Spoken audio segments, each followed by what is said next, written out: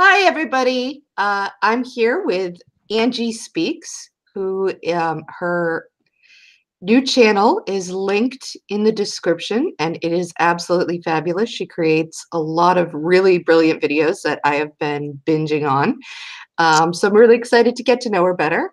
And yeah, do you want to introduce yourself, Angie, or talk about the things that you're into? Sure. Thank you so much for having me, first of all. Oh, of Um, course. I'm really excited to be here. So yeah, I started my channel about nearly 6 months ago, so it's almost been half a year. And I basically talk about leftist politics, but from a sort of artistic, esoteric perspective, I guess. And yeah, I don't like necessarily cover everything that's in the zeitgeist in terms of, Mm, keeping up to date with certain topics or necessarily discussing any other figures in terms of like, reactionary figures and stuff. I tend right. to kind of steer clear of that and just kind of discuss the things that I'm feeling passionate about. Um, Not that I think there's anything wrong with that. I just don't think I'd be very good at that kind of thing because I Yeah. get quite bored of I mean, I really, really do admire the people who do that kind of thing because I think it's super important, but just sifting through all of those videos must be quite an onerous task. Yes, it is. Sometimes when I do it, I go back and forth, you Mm, know. mm, Um, so, but I think it's I like that you come from a different place. I mm, like that you're not that you have a sort of different point of view, that you include things about Bob Ross or things about Taoism, as well as looking at sort of lefty politics. Because sometimes the leftists on YouTube, I think, have gotten themselves a little too compartmentalized. I feel mm, like I've done that, mm, where I sort of compartmentalized feminism mm. and made video after video about, from that perspective, and sort of, every now and then I'd throw something out, like a video about Wicca or a video about something, an artist that I liked, but, you know, not really delving at any great length to those things. Mm. So, It's really funny that you say that because I actually feel the same way because it's like a kind of like, the algorithm type of thing. I feel like I've compartmentalized myself as well because it's like the videos that tend to get the most response are the ones that are very kind of cultural war kind of thing. That's what people really enjoy. um, which is why it's hard to strike that balance between exploring other areas of culture as well as actually talking about certain political issues or certain political figures that are in the zeitgeist, because I think they're both really important things to do, and yeah. I'm basically just trying to find that balance on my channel where I can do both without necessarily being pigeonholed. But I feel like I have been covering topics recently that are a little bit more zeitgeisty and a little bit more to do with certain reactionary elements. Mm. Well, it gets hard when things seem to be escalating in a Yeah, very bad way. yeah. So it becomes suddenly like, all right, well, I did do a video on poetry, but this is gonna kind of have to take take the priority now. Exactly. It's Like, it's difficult to find balance, but it's not impossible. I mean, I mhm, tend to just kind of talk about those things when I feel like it's important. Like obviously right now with what's going on in America with the whole Kavanaugh thing in the Supreme Court, I thought it was important to talk about fascism and really kind of flesh that out. Um, because you can't really not do that. I feel like there's a certain level of responsibility that comes along with the platform. Uh, yeah, yeah. yeah. I'm also very concerned about Brazil right now. Oh yeah. Oh yeah. Like, oh I had no. a couple of Brazilians who commented on the video. And like, yeah, I felt happy that they felt like they got something, but at the same time, I was like, I'm just as like confused and lost as everybody else Yeah. on this topic. Like, it's pretty brutal. Yeah, I mean, I think that, well, I think everybody wants to believe um, that things are going to be kind of okay and Mm. everything's going to work out, and we're all good people here, and have these positive thoughts. So it always takes us a little bit by surprise when things start to go really badly, Exactly. you know. Exactly. I just feel like everybody's a little bit shell shocked at the moment.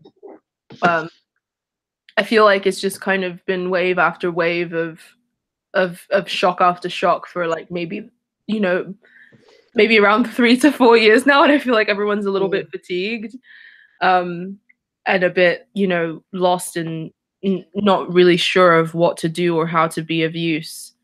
And I totally understand that. But at the same time, there's some pretty scary stuff going on, and like I feel like we do really need to start facing it head on. Um, yeah. So someone in the chat is asking what's going on in Brazil.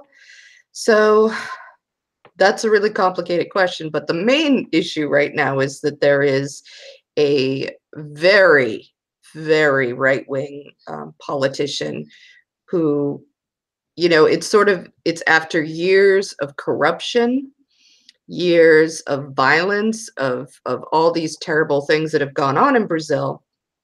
Um, now you're seeing these far-right people who openly want dictatorship, Mm. openly want eugenics, openly want these things. I'm afraid of trying to pronounce his name. Oh yeah. Good luck. All right, let me see if I can get a pronunciation. Wait a second. I think I saw they talked about him on John Oliver, Yeah. so I ought to know. I ought to remember how he pronounced it. Bolsonaro, Mm. I think. Mm-hmm. Um, so, and yeah, he has won the first round of the Brazil election, but I believe that he's going head to head against another person now, who before it was sort of split up, but the other politician that he's going against is not really he doesn't have nearly sort of the cult of personality Yeah. kinds of things that you would want. He's not exactly inspirational to people. Yeah. So Kind of. Bolsonaro, Sonaro.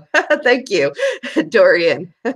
Gave me the It's really terrifying how fascism's kind of having a bit of a moment, especially here in Europe. It's pretty terrifying what's going on here right now. It's something that I feel like people need to pay more attention to. I feel like a lot of people are really sticking their heads in the sand about it. Um, Mhm. which is kind of what drove me to make the video, because I feel like a crazy person when I talk about it. Because like it's it's pretty it's a pretty, it's like the cultural zeitgeist for a really long time has kind of reinforced the idea that it can never happen again, and that we're past that, and but we're really not. And like the whole concept of fascism is the idea that it's kind of a thing that lingers in the collective unconscious, that Mhm. tries to kind of crop up in different forms and at different times, and unless we're vigilant, it can easily manifest again in more insidious and more like terrifying ways. Yeah. uh yeah. Yeah, I definitely share your concern. Yeah, it's it feels like the worst case scenario is what keeps happening. Yeah. Anytime you're like, well, come on, it'll be, no, it won't. It won't be all right. It's I all mean, right then. I, I feel like people are waiting for like, you know, a Nuremberg rally style thing before they start really getting concerned. And I think that we're way past that point now. I think people are waiting for some kind of Hunger Games-esque, 1984-esque, like, massive display of, like, the fascists being like, yeah, we're here now.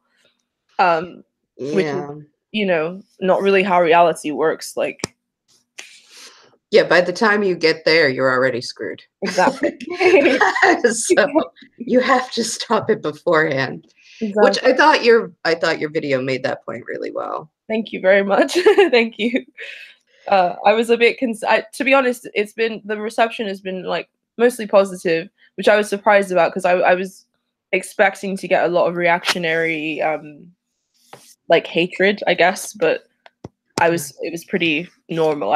Nobody really said, though there were a couple of, like, Holocaust deniers, and but nothing too crazy. The usual nowadays. Yeah. Basically. Basically. Oh, yeah. So what made you decide to become a YouTube person?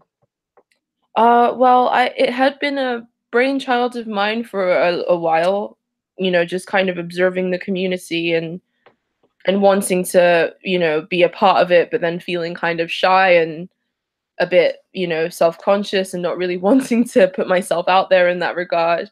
But it was actually a couple months ago, when I started to kind of really delve into the YouTube kind of leftist scene. I kind of noticed that there was a gap in terms of how things were being put across. And I really strongly believe that, like, leftists of the past focused way too intently on the material needs of people, and didn't really focus on the subjective needs of people, like, emotional, irrational side of the brain, where all the weird stuff is, like art and spirituality, culture, all the stuff that lives in the weird unconscious realm of the mind is where I like to hang out.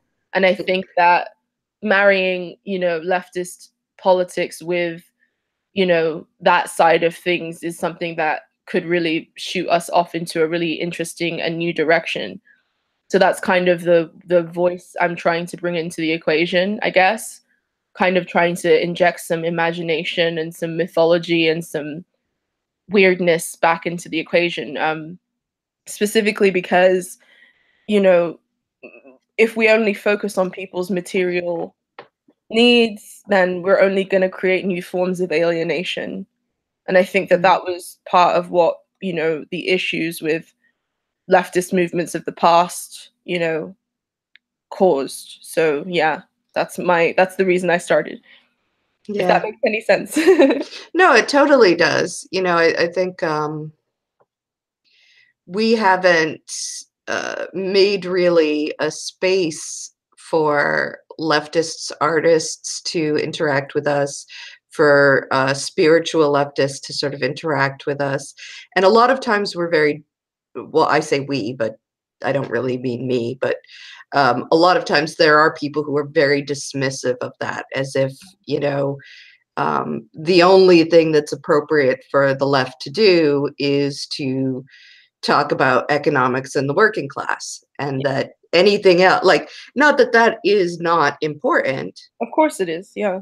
Absolutely. Like, you have to start with being able to eat and and think, but I think you're totally right about, you can't alienate the whole person. You can't alienate and also when you're looking at what we're dealing with right now, the exhaustion, the burnout, Yeah. we need ways to sort of emotionally support one another, and to appreciate one another's struggles, and accept that we're not going to be perfect either. Like, the Kavanaugh thing hit me very hard. I was extremely depressed for a few days.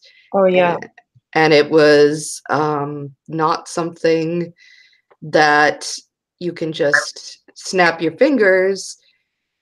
There were some people saying, well, you got to get up, you got to get back to fighting. And it's like, that's easily said, but this one really hurt. So I have to sit here in my little cocoon for a couple of days and I'll be back after. Like, just deal with that. And that's normal, and I think there should be space for that. Like it's quite, like you said, there are people who are incredibly dismissive of it, but I come from the school of thought that, like, you know, you have to bring all aspects of the human condition into the political conversation. This is what's going to get people involved. You know, if you're kind of, you know, the obviously talking about economics and stuff is incredibly important, but when you talk to somebody about the alienation that they're experiencing at work, when you talk to somebody about, you know, the boss and employee, you know, relationship and the ramifications that that has on the social kind of fabric of our society, when you, that's the kind of stuff that really gets people, because that's the kind of stuff that they can understand. When you talk about things like burnout, when you talk about the exploitation that people are experiencing under capitalism, not necessarily in this abstract sort of political way, but in a way that people can really relate to their brick and mortar everyday lives. You know, I feel like that's the kind of stuff that we need to encourage in order to create something that actually has legs and isn't kind of sitting in the abstract. It's kind of my belief that the material facets of life and the immaterial facets of life, whether that be emotion, you know, thought, art, all of those things, they work in tandem with each other. And to ignore one for the other, in my opinion, is misguided. I feel like we have to be a little bit more conscious of everybody's subjective needs as well as their material ones. Like, for instance, like I like to use this example all the time, is like brutalist architecture, which was a trend among Yes. it was a trend among the left. It was actually a leftist form of architecture. And you know, it was kind of the idea that it was just kind of, it wasn't like frilly and bourgeois, it was practical. But then it ended up creating this really alienating, really like horrible to look at. Well, some people, I guess that's a subjective thing, but I think the proof is the fact that, you know, here in the UK in the 1970s, the conservative government adopted that form of architecture to make state housing. So it's like, you know, if you don't take people's subjective needs into account, you're just going to create other forms of alienation. Like, I understand the practicality and the, you know, anti-bourgeois, but people need beauty, people need comfort, people, you know, like to feel like they are in nature and not just like completely removed and alienated from it. And the communists had the best intentions, obviously, with the brutalist architecture, but they failed to take into account those things, and then it ended up getting appropriated by like brutal neoliberal capitalism. So that's kind of, yeah, that's kind of how I'm looking at things. Yeah, it's and see, it's funny because you've mentioned certain Asian philosophies. Like, I was really into feng shui for a while, not because I necessarily believed all of the what you might call supernatural elements of it, but this idea that you do honor this balance within yourself, because feng shui is all about setting up your environment or being a part of your environment in a very balanced way, so that you combine things that inspire and delight and make you feel good with things that are very practical and utilitarian, and that you don't make this false choice that you know. And also it's very important, I think, for everybody to have a sort of window into nature and a connection into nature. I just think without that grounding, humans just kind of go a little bad. Yeah, exactly. Like, I feel the exact same way. I mean, it's hard to talk about these things in leftist spheres without like being dismissed as some hippy dippy Yeah. like airy fairy human being, but until like my connection to nature has really enriched my life. Like, and I'm not the kind of person that romanticizes or deifies nature in any way. I understand that it's a completely neutral thing, but it is the environment that we live in. It is the thing from which all things sprang, and it's everything. And I feel like cutting ourselves off from that is like a massive disservice, not only to our societies, but like to our own personal psyche. Mm. Like, after the whole Kavanaugh thing happened, I was feeling also the same kind of really horrible feeling. And I'm lucky enough to live close to some woods. Even though I live in London, I live in an area that has like some reserves, like nature reserves or whatever, which is always really important to me, is to live somewhere where I have access to like some kind of wild place to go. And Mm. I just went for a walk, and it's grounding. It makes you remember, it puts you back in touch with like consensus reality, and Yeah. kind of makes you remember what reality is all about. Because I feel like more now than ever in the 21st century, we don't live in reality. We live in like constructed reality. Like, the internet is a constructed reality. Your job is a fucking constructed reality. Like, these are all constructs. Sometimes you have to kind of go back to that source of like life. You have to go back and like experience that to like get in touch with what actually is real. If that makes any sense and it doesn't sound too woo woo. Oh, to me it makes total sense. And I do like um I moved just last year from a more urban place, and now I live right next to a mountain. Wow. And I'm like, yes, I'm back. There are trees all around me. There's a lot of nature around me. And prior to that, I would do gardening. I would try to like have that connection Mm, because it's amazing, mm, and it's hard to explain, but like you'll take a walk and feel the trees around you, or see just the rocks or the animals that are running around, foxes in your backyard or whatever. And like you can feel yourself get centered. yeah. It's Like, it's like it's like natural kind of reprogramming almost. Like, it's like you just kind of, and like it's very strange because it has nothing to do with anything supernatural. It's just kind of like um it just, I don't even know what to call it, if it's like some kind of like primal memory or something about it just like brings you back to reality. And like that's kind of where I feel a lot of the alienation and a lot of the kind of, you know, horrible kind of social pathologies we're seeing crop up are caused by, is the fact that we're all very much out of touch with reality. We're living in constructs, and that's only going to get worse. VR is going to be like pretty commonplace soon, and like um we're kind of building another reality on top of reality. yeah.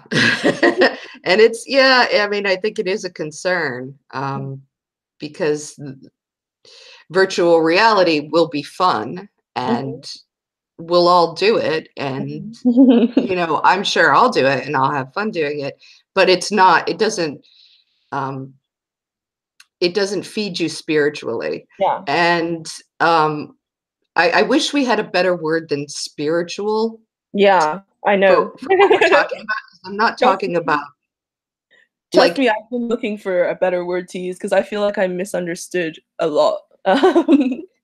Yeah. I've really struggled to find like a word that doesn't have a really supernatural element, because I don't really, I don't even know what supernatural would mean. Mm. Um, uh, Lay Keys is saying metaphysical, maybe. Okay. I don't know. No. That I kind of that's see supernatural as meaning outside of like the natural. And I feel like what we're talking about is very much grounded within like reality. Yes, um, yeah. But to talk about nature in a way that kind of implies that it has an effect on consciousness can be seen as, especially in our current paradigm, as like, some kind of hippy dippy woo woo kind of thing, which it isn't. It's just kind of how things are. I feel like we're just so far removed from that kind of paradigm that it's kind of a difficult thing to discuss. I think I think a big part of it is the degrading of anything that is considered feminine. Oh yeah. Like this, Oh, yeah. that, and we're taking this materialism, this degradation of the feminism, of the feminine, and we're projecting it in leftist spaces. Mm, And I'm concerned that we're sort of carrying these values, these sort of violent, macho, mhm, um, materialist, overtly materialistic, to the exclusion of anything else, mm, kinds of values. And that is, as we hopefully, like the hope is that we grow sort of a leftist culture that is strong enough in the coming years to sort of deal with the environmental devastation that we're going to be dealing with and all these other political issues. But yeah. we don't want to just reproduce all Mm, the things that make capitalism sick. mm, But exactly. call it, but then stick a, and say, but no, this is communism this time, Yeah. but it's a communism that will alienate you from yourself. It's a communism that will alienate you from other people. Yeah, So, exactly. That's the thing, like I'm also quite enamored by archetypes and stuff.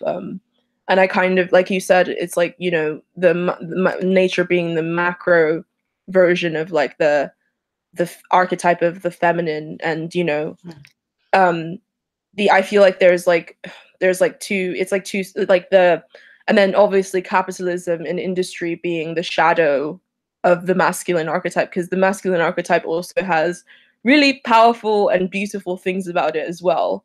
mm, um it's that we're in the shadow of the masculine archetype at the moment, and when I say feminine masculine, I mean purely in a metaphysical terms, because all of us manifest both feminine and masculine archetypes all the time, basically. yeah. But the feminine archetype, for lack of a better word, specifically because these the language that we're using is sort of based on traditional roles. The feminine archetypes are all about receptivity, nurture, giving. All of those things are kind of degraded in society because they're not seen as useful, really. In Mm, this society where we're very underneath the shadow of like the masculine energy, where it's about domination and control and hierarchy. Um, Whereas on the plus side of the masculine archetype, it's about activity, action, cultivation, protection. Um, things that we all manifest and could be manifesting in a more positive way. And I definitely do see, what's going on with the natural world as heavily linked to the um, denigration that's happening of like the female and the feminine and everything right now.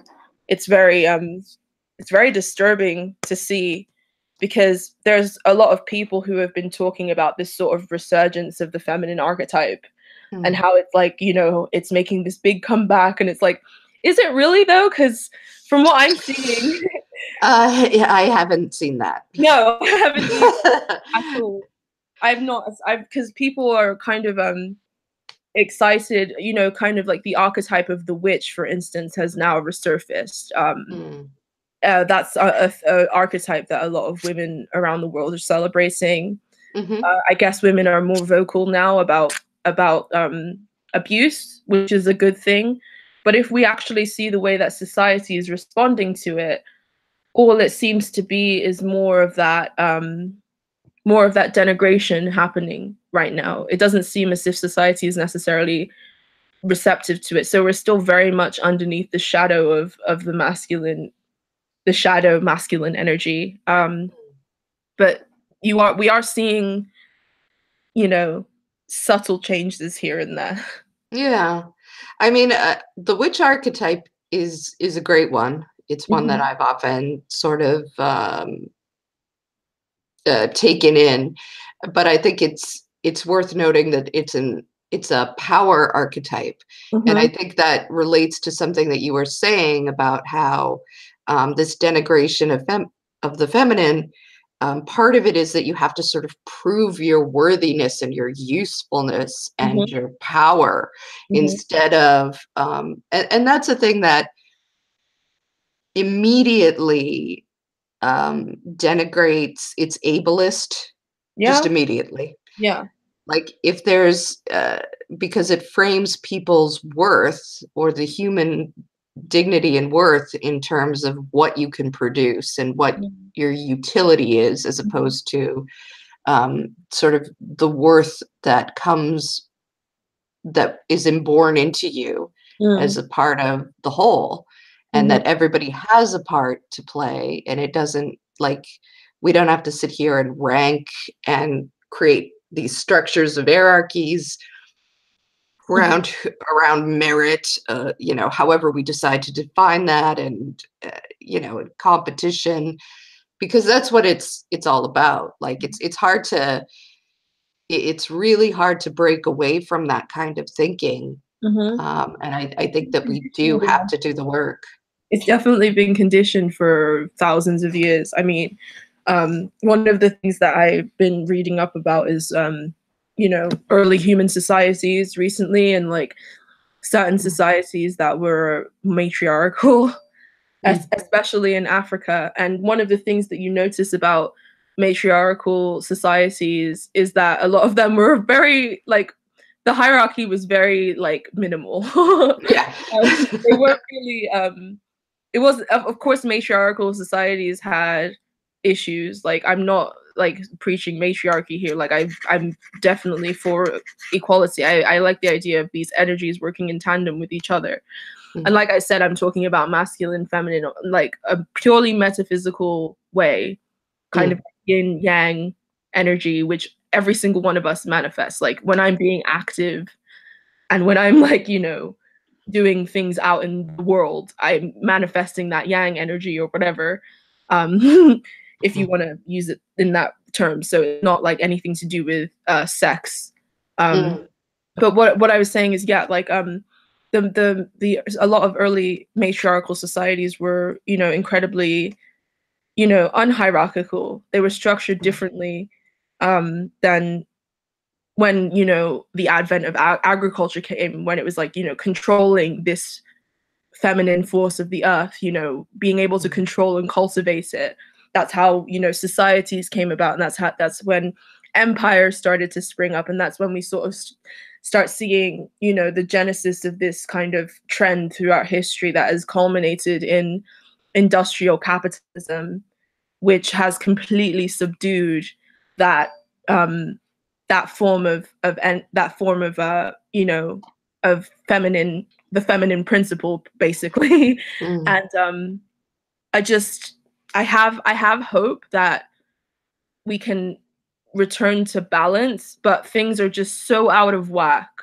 Yeah. Like they're so out of whack. Like it's like almost, it's almost jarring to even think about it. Yeah. I mean, and especially with the report that was released just recently that gives us something like 22 years to get our asses together. Like, oh boy. um, well, boy, oh boy, because, you know, we've got. I mean, That's I it. mean, like, are we gonna do this? Like, I honestly don't understand why people aren't more concerned about it.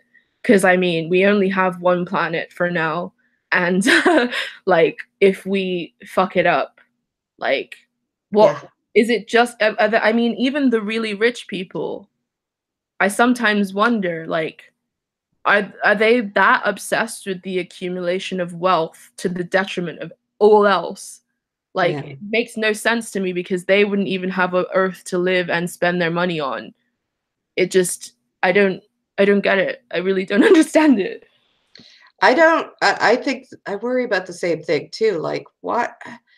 Like even if I loved wealth and all the things that wealth brought me, I would hate to think that millions of people were going to die, but I'd get an even bigger in-ground pool and another 10. Like what possible good would that do?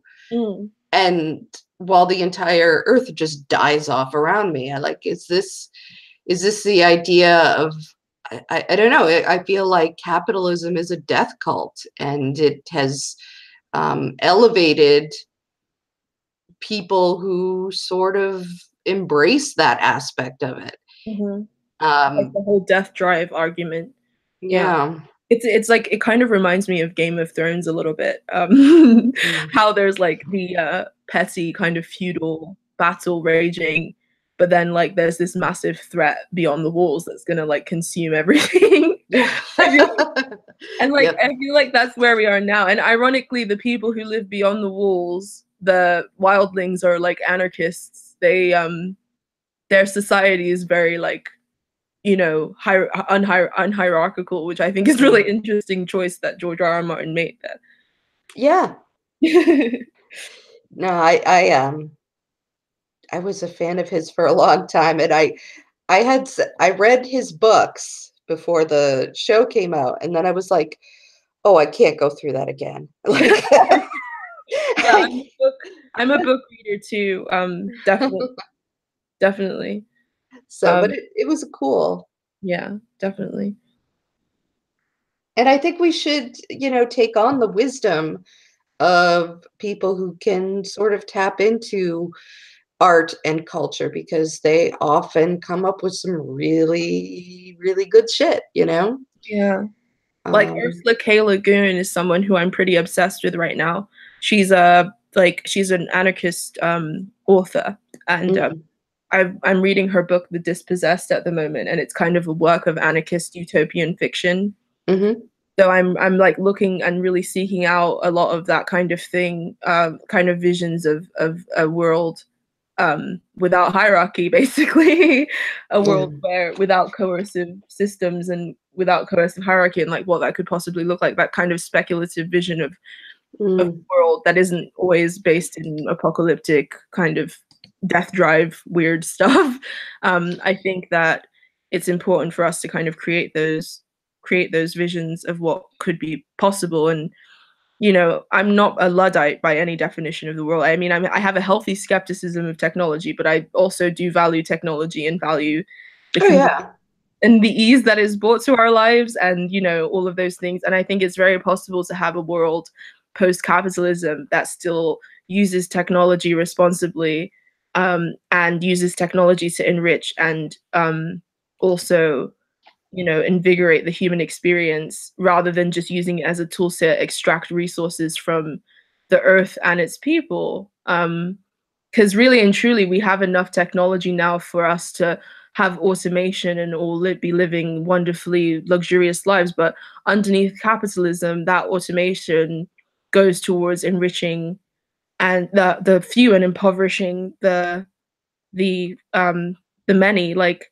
one of the things that people are pushing now is like universal basic income, because they know that you know, mm, automation is going to take us to a place where, you know, a lot of jobs will be made obsolete, and in order for capitalism to still function, they want to give people a stipend basically, which is just neo-feudalism.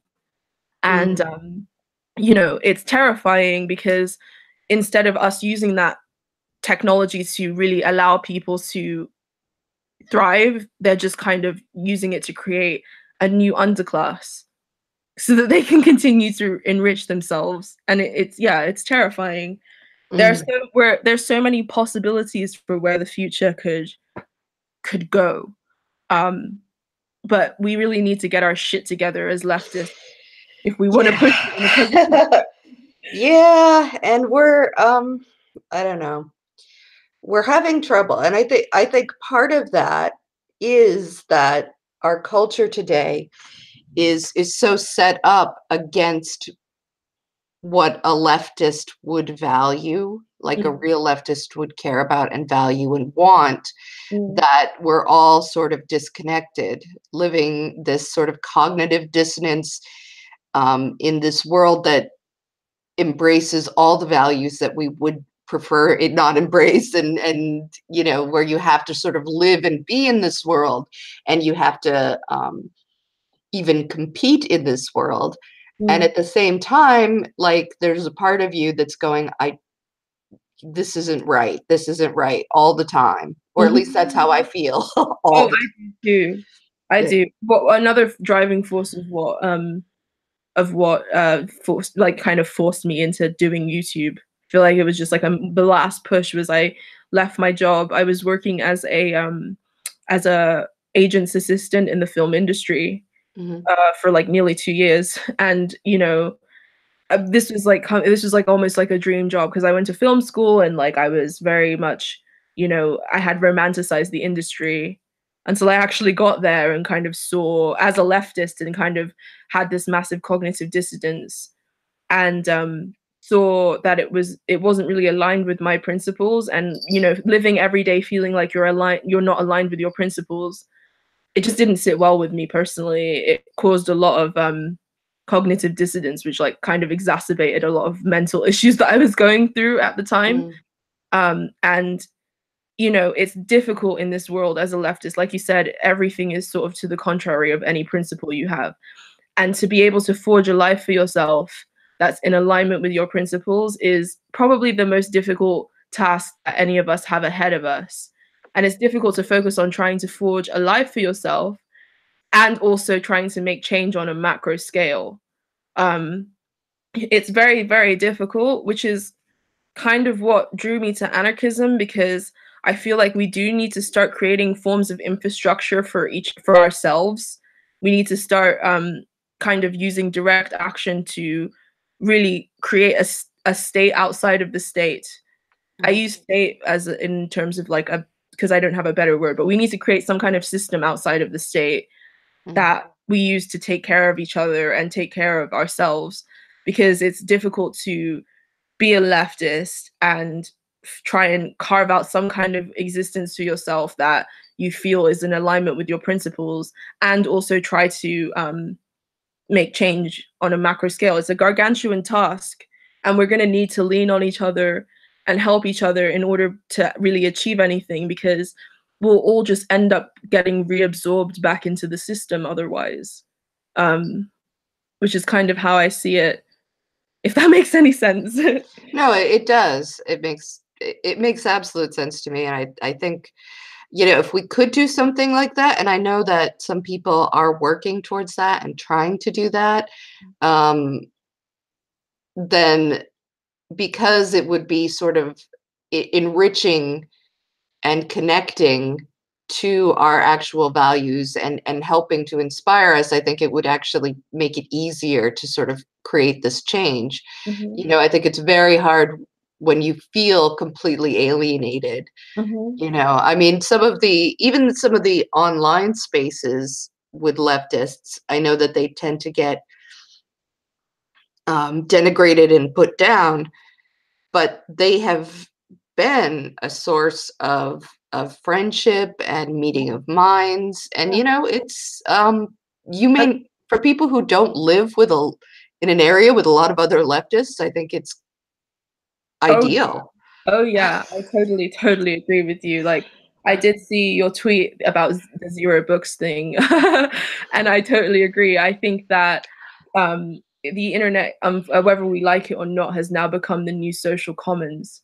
Yeah. And to dismiss leftists who are active online as unserious, I think is really foolish, because if you're cutting access away from millions of people, if if you decide to like not participate in that sphere, I understand that we have to be vigilant and also critical about our use and how Mm, we are, you know, portraying ourselves, and how we're interacting with one another, and you know, the amount of time and energy that we're investing into certain things. But at the same time, the social commons is pretty much been seized by capital at this point. mm, And in order to organize, in order to create a new social commons, we need to have some way of reaching each other and some way of communicating with one another. So in that sense, like I 100% agree. And are we going to give up this tool that the right is using like crazy? Like, why not just, to me, it's like, why not just shoot yourself in the foot then? Like, because we're too good for that. We're too good to talk to people online. Oh, So there's a lot of weird fuckery in the leftist like sphere. A lot of strange people with a lot of strange opinions about things, and a lot of people who are very quick to disparage others, which I think is really stupid. I mean, I get behind the idea of leftist unity to an extent. Like, I tend to not like interact with centrists and liberals that much because they don't really I don't really like there's not really much I can do to be of service in that regard. There are a lot of people who are a lot better at interacting with centrists and liberals than I am. Also really orthodox, like Marxist Leninist Maoist types, like vanguardist types tend to rub me the wrong way. But like, to be honest, as long as you're anti-capitalist, then you're cool with me. Like that's my one criteria is like anti-capitalism, because I feel like talking about certain social issues, whether that be racism, sexism, outside of the context of capitalism, can cause issues, especially when it comes to race. I feel like a lot of the issues that are discussed are purposefully taken out of like the material, like brick and mortar existence of Black people towards more liberal ideas about representation and this and things like that, like putting more Black people in movies, or things that are based in capitalism that aren't necessarily going to do anything to change the brick and mortar material circumstances of people in my community. I feel like the conversation around race has kind of been hijacked by liberals in that regard, which kind of leaves a lot of room for BS in that sense. Because my primary concern is like the improvement of the material conditions of people of color.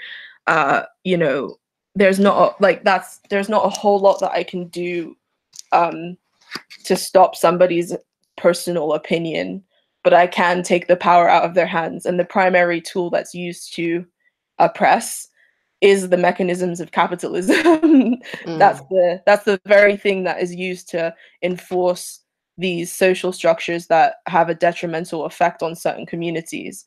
And that's not to say that getting rid of capitalism is going to get rid of racism, or but it would sure take the power out of the hands of the people who use it as a tool to create misery in the lives of others. Yeah, so that's kind of where I am on leftist unity, I guess. I try to be as open as possible, but at the same time, like it's hard for me to talk to people who are like not necessarily anti-capitalist. Yeah, I mean, I find that I'm sort of accidentally pretty good at talking to liberals and centrists and pulling them left.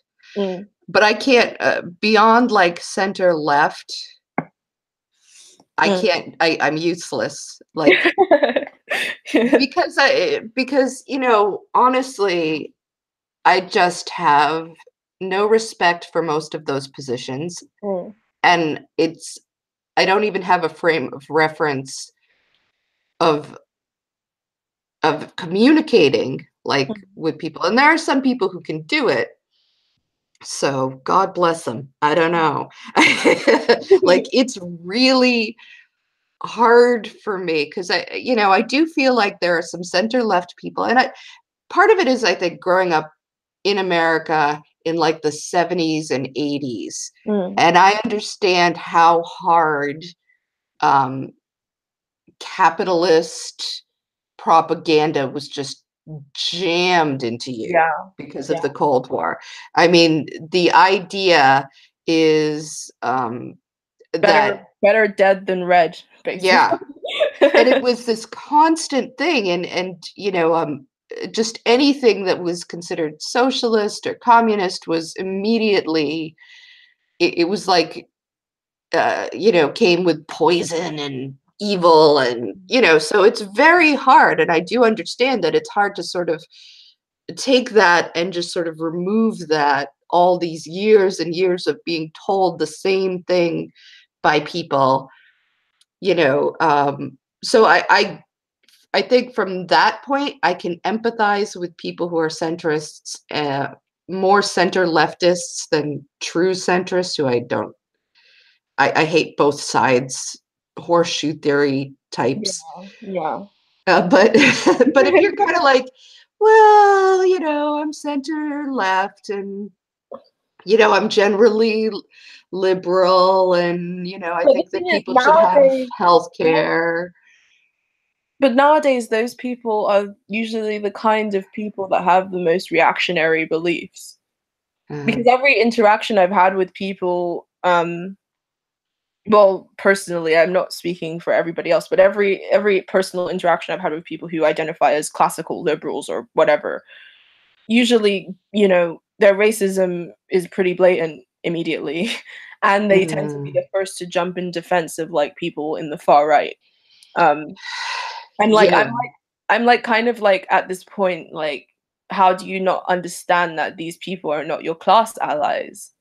Like, really? Mm, Like, come on. They're not your class allies at all. Like, and also, you're just defending the status quo. Like, I thought you did an amazing job at MythCon. well, thank you. You did definitely, but I thought it was definitely like maddening to watch. Like, it was very like it was because I watched the whole thing and like I was like pretty livid by the end of it. Yeah, I feel like there's a lot of posturing, a lot of bullshit, a lot of like, half-baked arguments and ideas in order Yeah. to defend the status quo, just to defend the fucking status quo. They're so afraid of um anything outside of the status quo, and they're like wittingly or unwittingly kind of really manifesting that fascist energy. Mm. Like, definitely, whether they're doing it unconsciously or consciously, like, they're definitely aiding in the spread of fascism. Yeah, I mean, because those two, I mean, a lot of their arguments sounded fine. It sounds fine to say, well, racism is a problem, but not everything is racism. Like, that's great. Thanks for that. That'll help somebody never, like, okay. And it So, kind of annoyed me too that there was like all white people on that panel. Like, that really annoyed the um, shit out of me a lot. But mm, because I've spoken to a couple of other YouTubers about it, and they mm, were like, "Yeah, that place is a fucking mess. Like, it's the arguments. It's not a good faith kind of thing. Like, mm, it's largely set up to make a spectacle of people." Um, According to like the things that I've heard from other people, and like it was quite obvious that it's all about that validation. They're mm. there to kind of validate their own audience and validate their ideology. It's not, the aim of it isn't to get to the truth or to get to any kind of consensus or to get to any kind of you know understanding of the other's point of view. It's all about validating uh you know their audience and validating their own and being perpetually correct, basically. um Yes. it's all about that kind of like feedback loop of like perpetual correctness, and like it made Mm. me feel really uncomfortable. I can totally understand that. It, and I know, I was criticized for bringing it up, because, and I'm not trying to minimize that roaming millennial is biracial. Mm. That's not like something I was trying to do, but I was kind of like, you know, how are we going to have a conversation about intersectionality and not even mention the I don't know any of the people who are yeah. on the panel other than you. So like, because it was your channel that I watched it from, so I didn't know anybody else who was on the panel or anything about anyone else. But like, you know, it's like the whole kind of idea that you were trying to erase her by saying that, like, at the end of the day, like, she's not going to be super affected by a lot of the things that we're talking about. No. Like, if you pass as white, you're privy to a lot of different forms of privilege that others aren't. Even as a Black person, like, I'm half Arab. I have lighter skin, and I'm privy to more privilege than somebody who has darker skin is privileged to in that regard. So like, there's a lot of things that I don't necessarily have to experience either, or privileges that I'm also privy to as well. But the main thing that annoyed me was, like, when talking about race without the context of capitalism, things can definitely get messy, because to them it's just this weird abstraction. I feel like they think that it's like somebody said something mean, or you know, there are people who have mean opinions out there, but it's about like how racism affects people's material fucking circumstances. I'm Right. talking money, I'm talking access to opportunity, I'm talking access to education, I'm talking about things that have like actual bearing in reality. And you know, it's not just about, like, I don't really care about what anybody's private opinion is. I care about how that can affect me, and if there are mechanisms in place that allow that to affect me. Like, Right. I could be as anti-white as I want, but there's no real mechanisms in place for me to really enact any sort of harm to white people on a mass scale.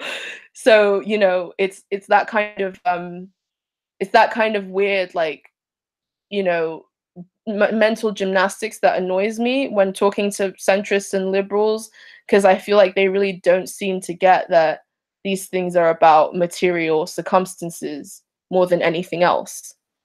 Yeah. It is really it can be very difficult to I Like, I won't remember you yeah. mentioned the thing about you know, working with Black mothers with high infant mortality, and you know, you were talking about how the fact that they couldn't tell that it was linked to economics pissed Hmm. me off, because they were all laughing at that thing.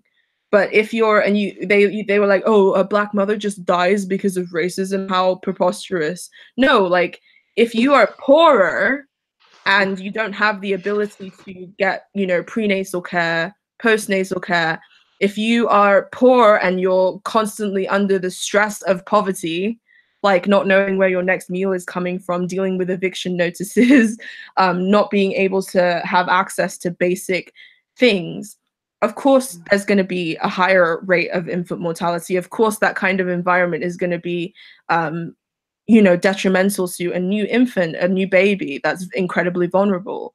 Like, the Yeah. fact that they didn't think that it was linked to economic things, in their mind it's just like, oh, somebody said something racist, or this abstract thing of racism in society is somehow causing some kind of psychic stress on Black people. You know, it's not that abstract, which was Yeah. yeah, kind of pissed me off about it.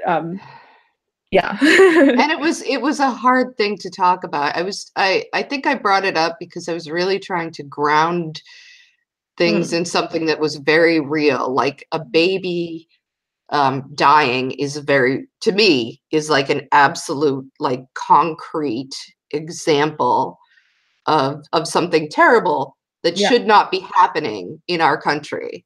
Like, But there's no reason they for it don't to. see it as like a thing that is linked to economics or material circumstances. They see it as something specifically linked to people's privately held opinions. That's how they view Yeah. racism. They see racism as something that is some kind of moral failure in an individual person rather than an actual system. You know, Yes. like, Yes. it's pretty, which is why when I talk to those people, I tend to focus things around systemic racism and economic and the economic consequences of that, because then it leaves less room for them to pollute the argument with bullshit. But even then, like, it's a headache. Like, there's so many fucking, you know, things that are super, I don't know, it just, that kind of thing just really rubs me the wrong way.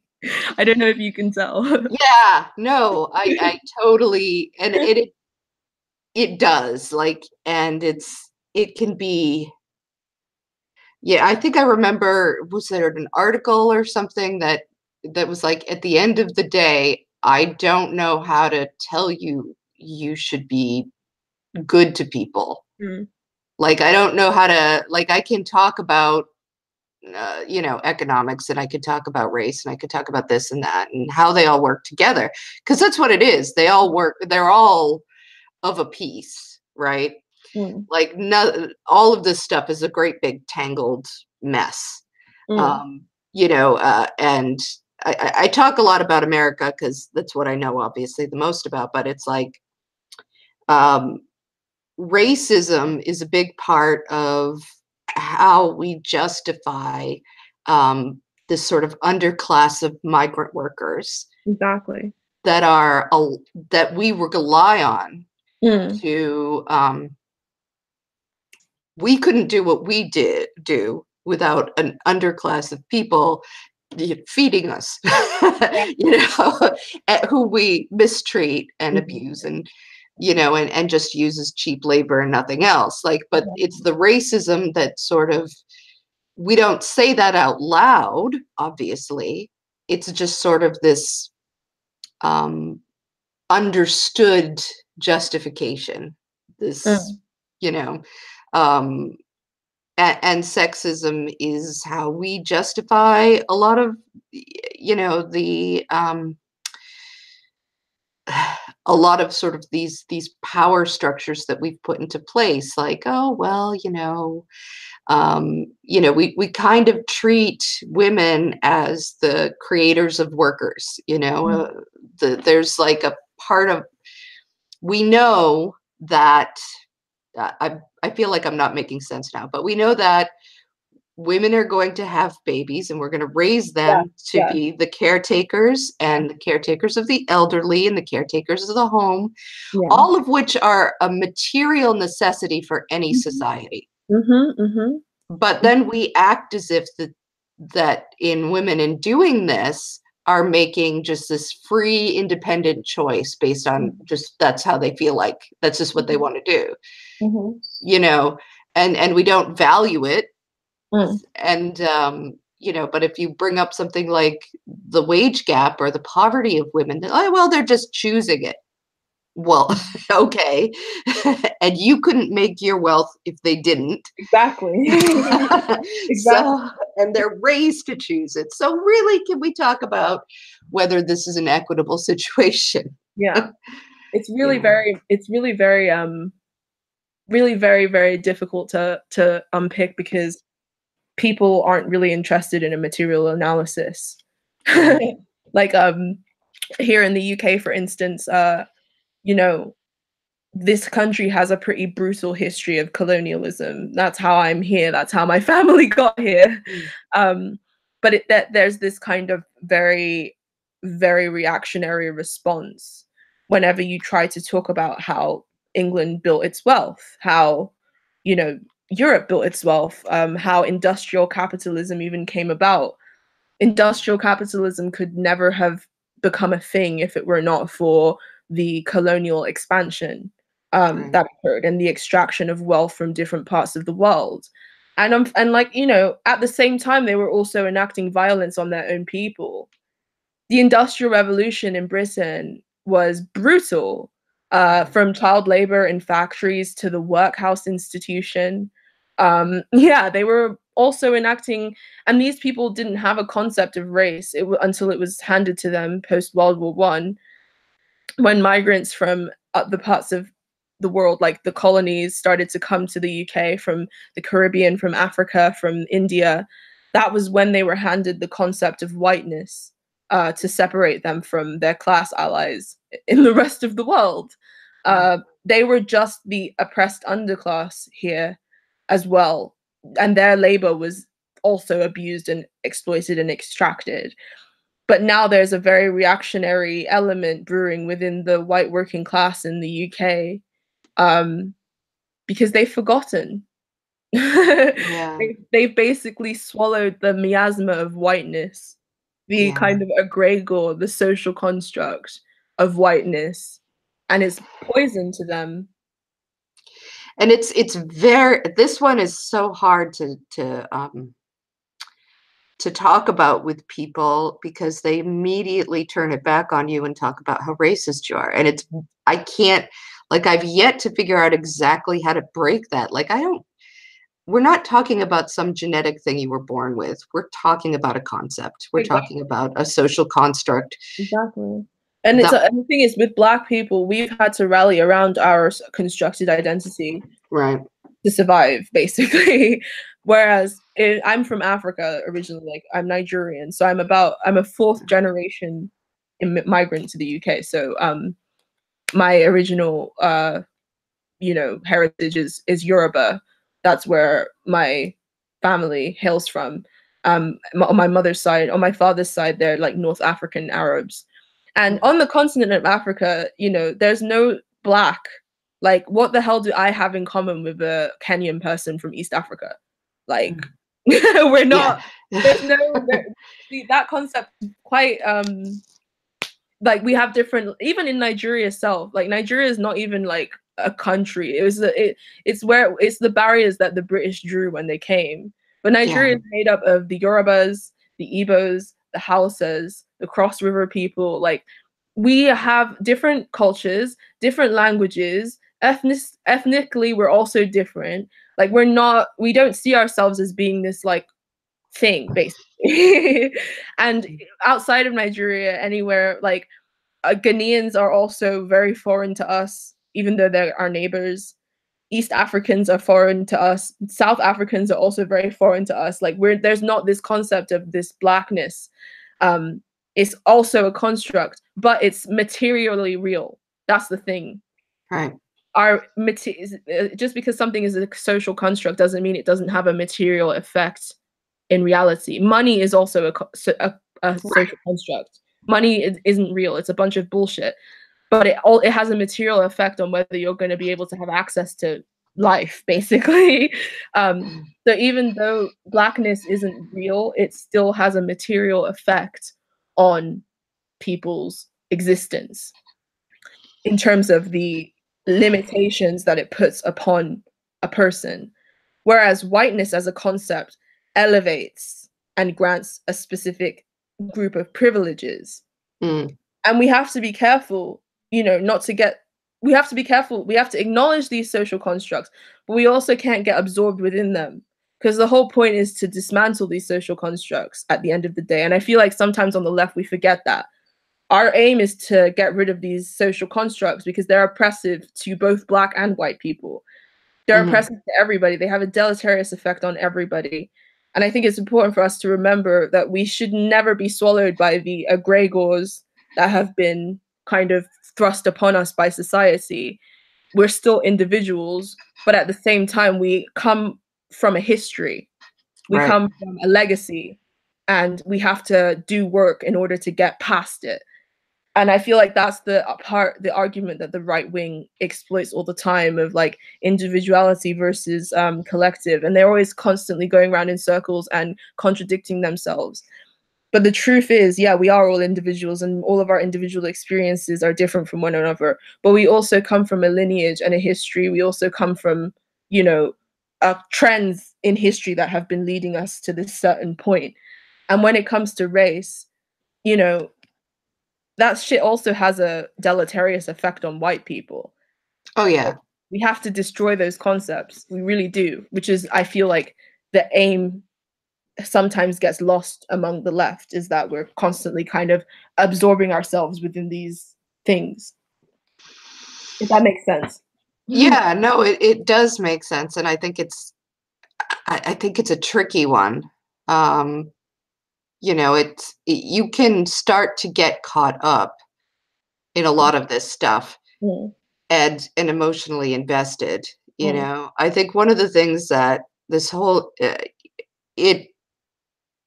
I always laugh at these sort of individualist people because, you know, immediately they're whatever this ideology is, it just breaks down um, the minute that the rubber meets the road. It's Yeah. like, well, you know, don't you want to have a society that is healthy? Because wouldn't a healthy society support individuals? Yeah, exactly. Like, and aren't we, and we're social animals, you Yeah, know, like we're not,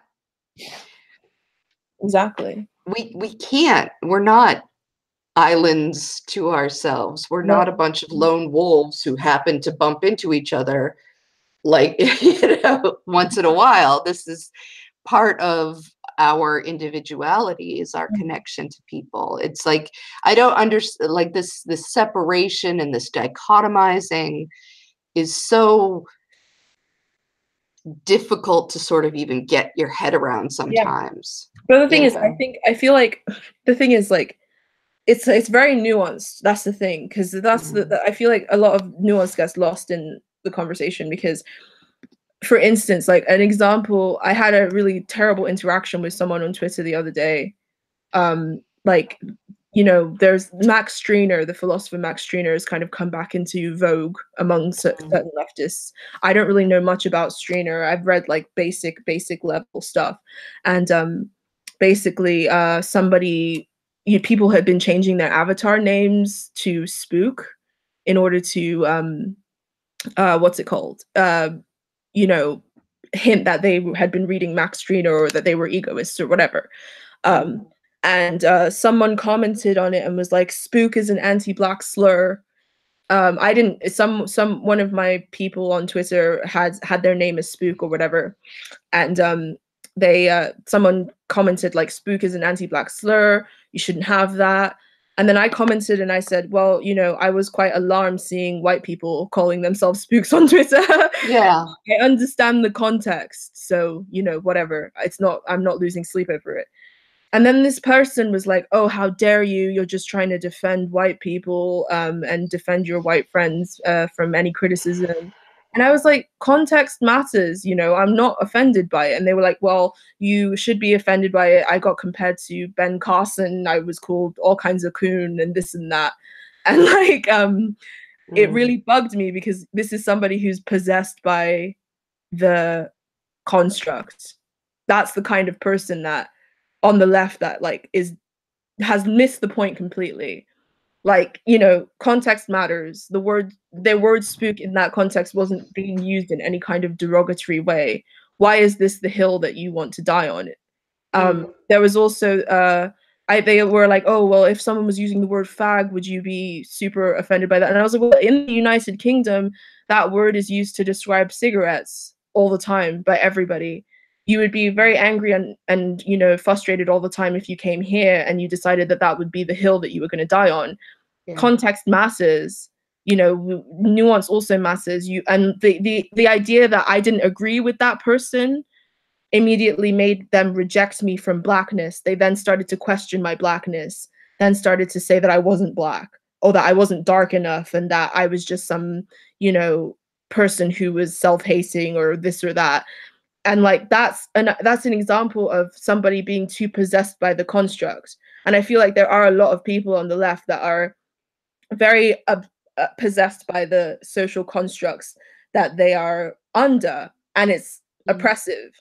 That's not to say that you should ignore it and say that it doesn't have any bearing on reality, because it has a heavy bearing on reality. But there's also nuance there, because sometimes I feel like we do forget about each other's individuality. I should be able to disagree with you on something without my blackness being questioned. Mm. That's kind of that's kind of Yeah. what I'm talking about when I say there's a lot of nuance to it.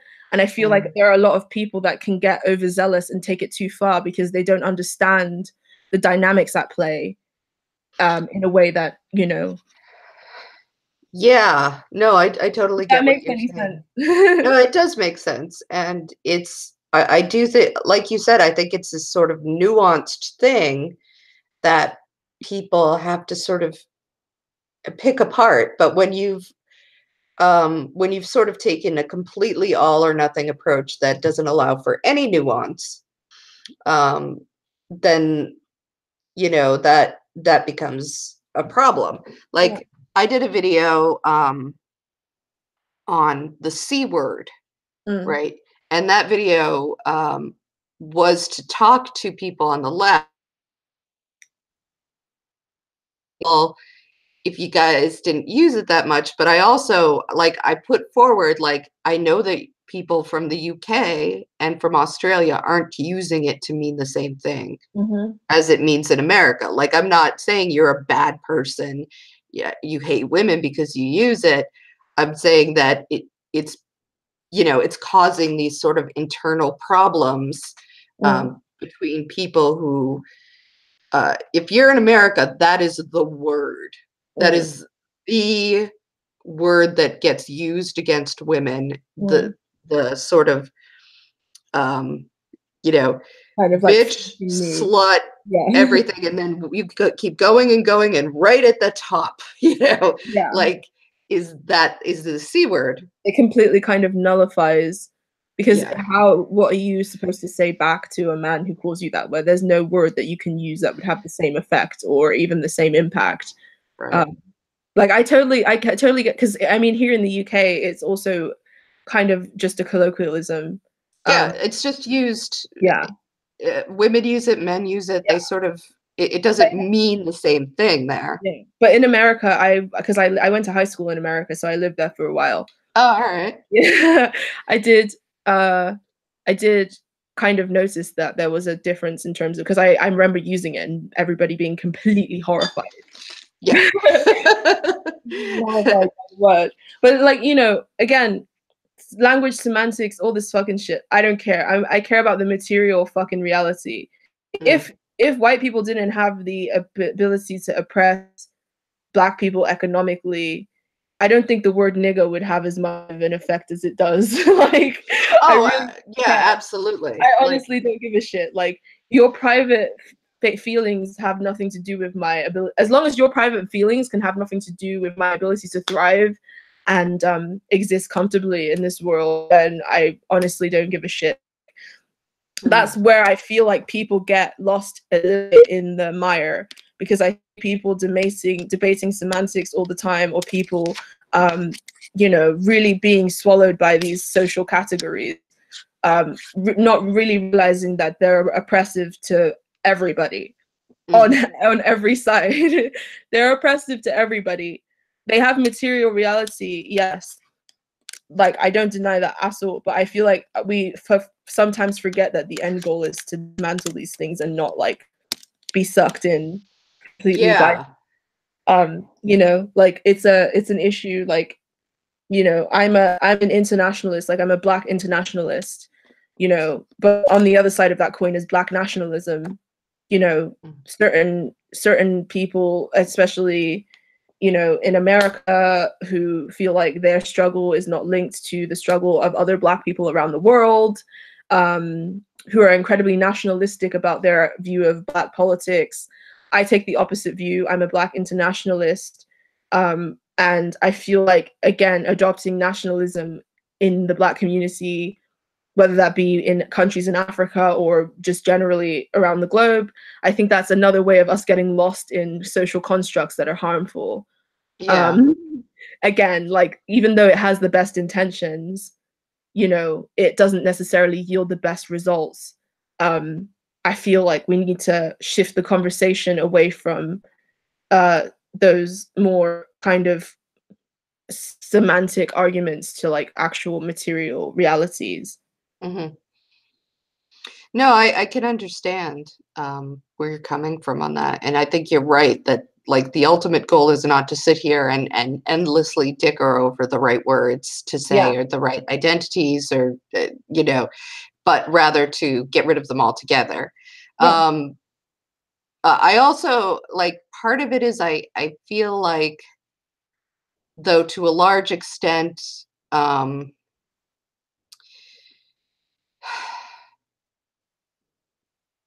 I think the words are sort of expressions of ideas and attitudes that we have to challenge. And it's sometimes in challenging the words is how we go about challenging the ideas. So I'm not, you know, I don't think anything is going to change if we don't change attitudes as well as structures. Like but there are some people who go as far as to say things like using the word black to describe something that is like somebody's soul is black, saying that is somehow an anti-black thing, which I think is like, you know, kind of taking a pinch too far. Like there's some people that do go pretty far with that, and I totally agree with you that challenging words is part of challenging, because words are obviously like the way consciousness expresses itself, and challenging words is obviously an important facet of, you know, dismantling these constructs. But at the same time, I feel like we have to also be vigilant about those who would take it too far, because it cheapens the argument, and it also makes it really messy and hard to do, and hard to you know, grow legs basically. And also, like, I feel like a lot of people get their heckles up when you talk about dismantling social constructs, because they think that that would not allow them to have pride in their history or the ability to celebrate their unique cultures, which is definitely not true. Dismantling social constructs is basically more to do with dismantling the deleterious influences that those things have on people's ability to thrive in the world, and people's ability to be equal, basically. Like, if that makes any sense. And no, and I agree that a lot of times you just get lost in the weeds. Like the semantic arguments are ones. Well, I don't think semantic means unimportant. I do agree that, like, you can get to a point where you're just you're you're like in a very, very tiny way, and not worrying about the semantic systemic issue. Like the systemic is the, you know, the only reason to really argue about semantics is in order to enable the dismantling of the systemics. You know, like there's no, it's not, we're not just trying to create the world's greatest language. We're trying to dismantle systems of oppression. And that's, you basically hit the nail on the head, because that's the place where I think the problem is that I feel like sometimes people do forget that we're not just trying to clean language up. We're not just trying to gentrify language. We're also trying to actually dismantle systems.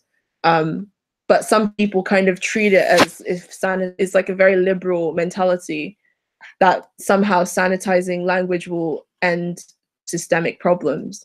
That's nonsense. I feel like that is an issue. I feel like it's part of the thing with, like, sort of just 1 second, my cat is driving me crazy. Here, what do you want? Okay, I feel like that's kind of the problem with certain forms of liberal conversations around identity politics. I feel like liberal identity politics tends to get lost in the mire a lot. And I feel like the lack of anti-capitalist critique and the focus on trying to sort of fit these social issues into a capitalist model is what causes issues, because people aren't stupid. Like, you know, the thing where it's like more women CEOs, like how is that going to really, it's like people want diverse oppressors, basically. That's a good way to put it. It really changes the debate. It really causes a lot of like fog and confusion, because people aren't thinking about it outside of the context of like liberal capitalism, basically, of neoliberalism. They're trying to fit social justice issues into that kind of frame, and when you do that, you run into a lot of trouble. Because, you know, someone who's just a centrist or whatever, what they will see is like, you know, it's like, I don't want a seat at the table, I want to flip the table over. That's And that's the kind of, and also even within the Black community right now, like they're pushing a lot of that kind of like shit on the Black community of like Black capitalism. We're trying to create a new Black bourgeoisie. And, you know, there are a lot of Black people who think that that will somehow lead to our liberation, having more Black people in positions of power. You know, it's a bunch of bullshit. Like, I don't want to sit at the table. I want to flip the fucking table over and burn it and start again. Like, I don't want diverse oppressors. Why the fuck should I give a shit if there's some Black person who, you know, becomes the CEO of Apple? What the fuck does that have to do with like the material gains and the material elevation of Black people around the globe? Nothing. It's one more rich Black person that can then be used by the mechanisms of capital to continue to oppress other Black people. Like, that's why, like, the whole conversation around diversity and representation has been so derailed by liberal identity politics that it's almost impossible to have these conversations now. It's true. Like these are very necessary conversations, and you know, I heard somebody talk about, well, intersectionality is ruined because Hillary Clinton used the word. And it's like, yes, she is trying to, there's a very liberal and neoliberal attempt to co-opt concepts that aren't necessarily like that. If you actually took them to their root, like they're not compatible at all. They're not, like to me, the goals of feminism would never be reached. The goals of intersectionality will never be reached in a capitalist system. So I'm anti-capitalist. Exactly. There's no place there for me to sort of it would just, as you say, it would just be diverse oppressors. Then there's nothing that surprises me about all the men in power and all the people in power, and finding out that they are actual just awful predatory people. Like, yeah, thanks. That's what they are. And the women will be too, because they will co-opt that. That's the point, is the fact that, like, you know, even, you know, the whole Hillary Clinton thing, like the fact that they tried to make appeals to identity politics to make her seem like she was like the most quote unquote woke candidate really did a disservice to the whole argument. And that's the thing, these conversations about intersectionality, these conversations were really created in the Black community and like leftist spheres within the Black community. And those things have now been hijacked by, you know, white neoliberals. And they're trying to push a kind of capitalist version that's solely reliant on optics, not really on any sort of systemic change. It's all about the optics, all about the optics of having a woman in a position of power, not necessarily trying to change how that power operates, all about the optics of having a Black person or a Black woman or whatever. I honestly, there are Black people out there that believe and do heinous shit. Yeah. There are Black people in the Trump administration. You know, there are Black people who really do work and have always worked to uphold white supremacy because it benefits them. You know, even here in the UK, they're pushing this whole Black bourgeoisie narrative now that they have someone with like a drop of Black blood in the royal family. You know, they're trying to, you know, detract from some of the very real economic issues that Black people are having in this country by saying, oh, look, if you work hard too and you fucking comply and you don't act like a Negro, then you too can reach the halls of power. And as somebody who's light-skinned, private school educated, it would be very easy for me to just play ball. You know, it'd be very fucking easy for me to just play ball. But something about that just doesn't sit right with me. Something about that I wouldn't be able to look at myself in the mirror. But they are opening the doors now to people of all kinds of diverse backgrounds to increase the optics, but not to actually make any real systemic change. And I feel like it's a very dangerous trap that a lot of people are falling into. Yeah. We have someone in the chat, Lay Keys, who is sort of talking about, you know, the importance of symbolism in white supremacy, and optics are important, and diversity is important. And I don't think we're trying to say that it isn't. I think we're trying to say that it is not the end goal. Yeah. Like, and without sort of a more holistic view of, we're really trying to change. Yeah. And Like, also, Black people are tired. People have been telling us that shit for ages. For time immemorial, people have been telling Black people that, optics this, fucking diversity that. Like, we do, without proper systemic change, without an actual push for systemic change, nothing can be accomplished. These liberal appeals to, identity politics are really what have gotten us in the bad shape that we're in right now on the left, because the conversation has been diluted and polluted by it. Like, for instance, the film Black Panther, I was put under a lot of pressure to see the film, but I'm like, what is giving my money to Hollywood studio going to do? Like, I don't understand why the whole focus, and I'm not saying that positive images of Black people aren't important, or being seen in the media and, having positive portrayals aren't important, but it's not the sole focus. And I feel like the conversation has been so centered around these kind of capitalistic processes.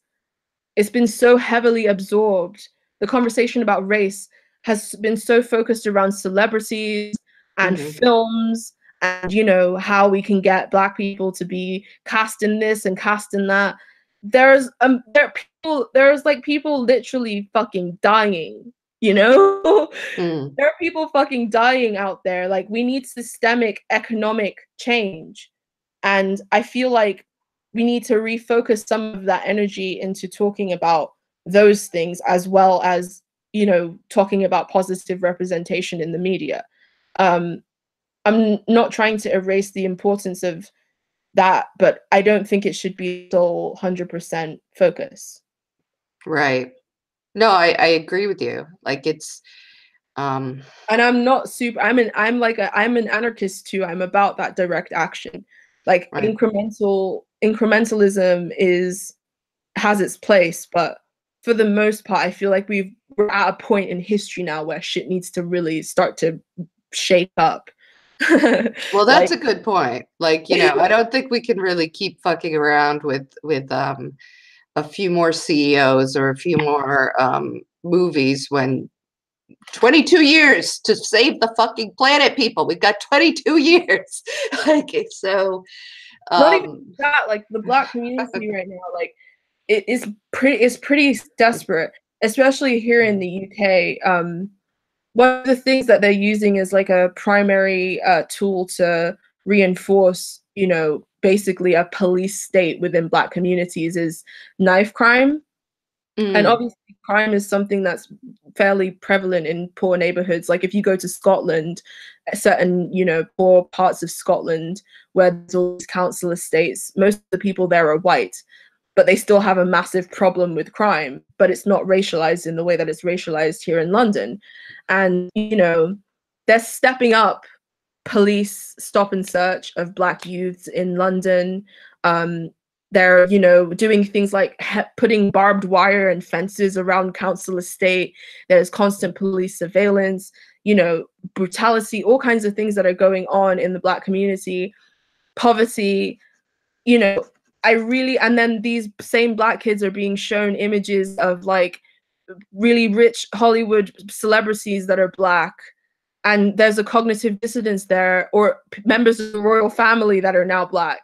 And there's this cognitive dissonance that's created between their material circumstances and where capitalism is telling them they'll be able to get, like, yeah.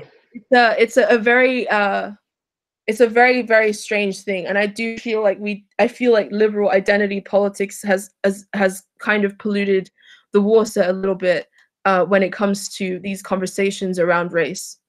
Absolutely. Like I do think that as well. And I think that it becomes it becomes like this tightrope to walk, because you don't want to be like um, supporting the racist attitudes or sexist attitudes, but you know, as the people are going in the chat, like, let's have more trans drone pilots. That won't help. Exactly. That won't help. And we need to like Exactly. we need to be very clear that that's not really what we're looking for here. Like, yeah, okay, have more Black people talking, have more women talking, but you can see with someone like Susan Collins and the Brett Kavanaugh thing. Mm. And I'm doing a whole a video sort of to get out. As I said, it was really just like soul crushing. So I'm spitting it all back out, and I'm doing Yeah. the top 20 gaslighters of the Kavanaugh hearings, and there are a lot of women on that. Mm-hmm. You know, Mm-hmm. and it's because they're fine to play ball. Susan Collins fucking just gaslighted the shit out of everybody. Oh, I'm Mm-hmm. such a woman, and Me Too is important. Here you go, Brett. Be on the Supreme Court. Like, you know, fuck off. Like, Mm-hmm. fuck off. Like Mm-hmm. that's where you get, if you don't change the power structure and just change the number of vaginas, and that's Yeah. it. Like that are around. Like, yes, we need to make sure that. I think that because of the way that women are socialized, just having more women at the table can help, you know, but and just having Black people at the table can help because they have a certain experience, but in and of themselves, it is only optics if it doesn't change the structure. I Because do definitely agree. I mean, but it's also really difficult because, there's no guarantee that you'll have somebody in a position of power who's necessarily okay. Let's talk about white women, for instance, yeah, who have had more access to power than any other oppressed group when it comes to being able to have certain forms of representation. Like white women haven't always had the best interest of even other white women in mind. no, If you look at the early kind of constructs of feminism, and it was incredibly classist. It was hmm centered around the existence and comfort of white middle class educated women, and obviously upper class women, because it was seen as a tool to gain a seat at the table. mm, It was pragmatism dressed as social justice. And I feel like that's what can sometimes happen. Pragmatism, kind of disguised as social justice, manifests in other communities too, where yeah, people do use these uh, uh, calls for diversity, and they promise that they're going to help the people out, once they get to that position, but then they use it as a way of gaining personal enrichment or personal elevation. And I feel like it's difficult to unpick because it's hard to tell who's going to do what and where they're going to do it. But I feel like the system of capitalism is what encourages that, basically, which is why I'm anti-capitalist. I feel like it would be very difficult to um, use pragmatism in that regard outside of the system that we currently have. The system we currently have is what kind of uh, encourages us to have these representational forms that can easily use pragmatism in order to push a completely different agenda. yeah. It's I like, when it comes to white women, all the things that you were hearing all of a sudden about, think about the men in your life, think about your boys, think about your husbands, think about your uncles and whatever. That was a message straight to white women, mm, and it was, this is the way we do this. You know, you support us, and I did, I like, I talk back against that because I do think, you know, ultimately we're socialized to subordinate ourselves to our men, and we do. And when we keep doing that, we end up choosing whiteness because most of our men are white. So that's like, I think that's the mechanism that it gets. I don't think it's that's what I see anyway. Among white women, I see this sort of policy of choosing whiteness, you know, and I think a lot of that is based in this idea of that's where the men are, you know, that's our men, and we are here to take care of and to support, and like that's job one. And as long as we keep doing that, everything is going to be kind of okay. Like, it's not something that people straight up say, but I do feel like that's like, as soon as I saw those oh, think about your sons, like these same people aren't saying think about your daughters and how they're going to grow up in a culture that allows violence against them. Think about, you know, the non-gender conforming children you might have. No, it's think about your sons, think about your brothers, like, and it's that training. And a lot of white women, especially if they're comfortable, and I'm like, right now at my point in life, I am comfortable, but you know, that for most of my life, I was poor to working class, like in poor working class. Not working class can mean different things in when you start talking about capitalism and stuff. So you could say that I'm working class now, but you would not call me, but I'm not poor, I'm middle class, and I'm comfortable, and I'm okay. And but if I don't know that if I had grown up in this environment my whole life, if I would have the same insights. Because it's very easy when the white men are in charge and you are getting the benefit from that secondarily, or some benefit. It's hard to say, no, we're going to break that down.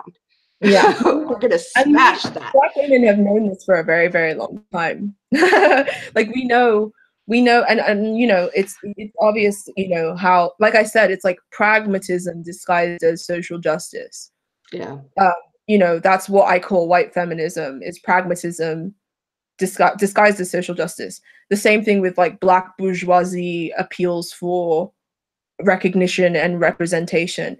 It's pragmatism, you know, disguised as social justice, because everybody's trying to get their piece of the pie, a piece of the capitalist pie, basically. Which is why I think capitalism is the underlying problem that has caused this form of social erosion. Because, you know, if you can use feminism to become comfortable under capitalism, you know, if you can use racial politics to disparage your community while elevating yourself, you know, there's that's the Leviathan that kind of joins all of these different things together, is capitalism. And, you know, I am incredibly skeptical of liberal identity politics, specifically because of this, specifically because it doesn't take capitalism into account. And I am also very skeptical of, you know, anybody who I deem as using social justice pragmatically for their own purposes, like Hillary Clinton, for instance. You know, her appeal to her womanhood, for instance, was a pragmatic thing. Obviously, because, you know, social justice it was like trending, and everybody wants to be woke and shit. Like, it was a very pragmatic move, and a cynical move, in my opinion. And I hate it when people employ identity politics cynically. Because identity politics is important, and there are some very real fucking issues. We need to, and like, you know, when you do that, you cheapen and rob vulnerable people of their ability to have space in this world. It's when people lie about rape. It's a heinous thing. Or that when they just kind of employ rape willy-nilly, as if it's some kind of weapon to be wielded about, which happens rarely. But when it does happen, it has a devastating and catastrophic effect on all the victims, on all of the people who have suffered, on all of the people who are still fighting to have their voices heard. So I side-eye the hell out of white feminists who I feel are pragmatically using feminism as a tool to gain more, prominence in society at the expense of everybody else. I also side the hell out of quote unquote Black leaders who do the same. I side eye the hell out of anybody who is pragmatically or cynically employing identity politics in order to elevate themselves over other people. When it comes to, getting gains in capitalism, like it's about what can be done for the collective. How can we improve the lives of as many people as possible?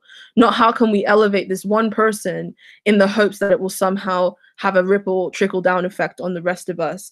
I'm so tired of that narrative being pushed.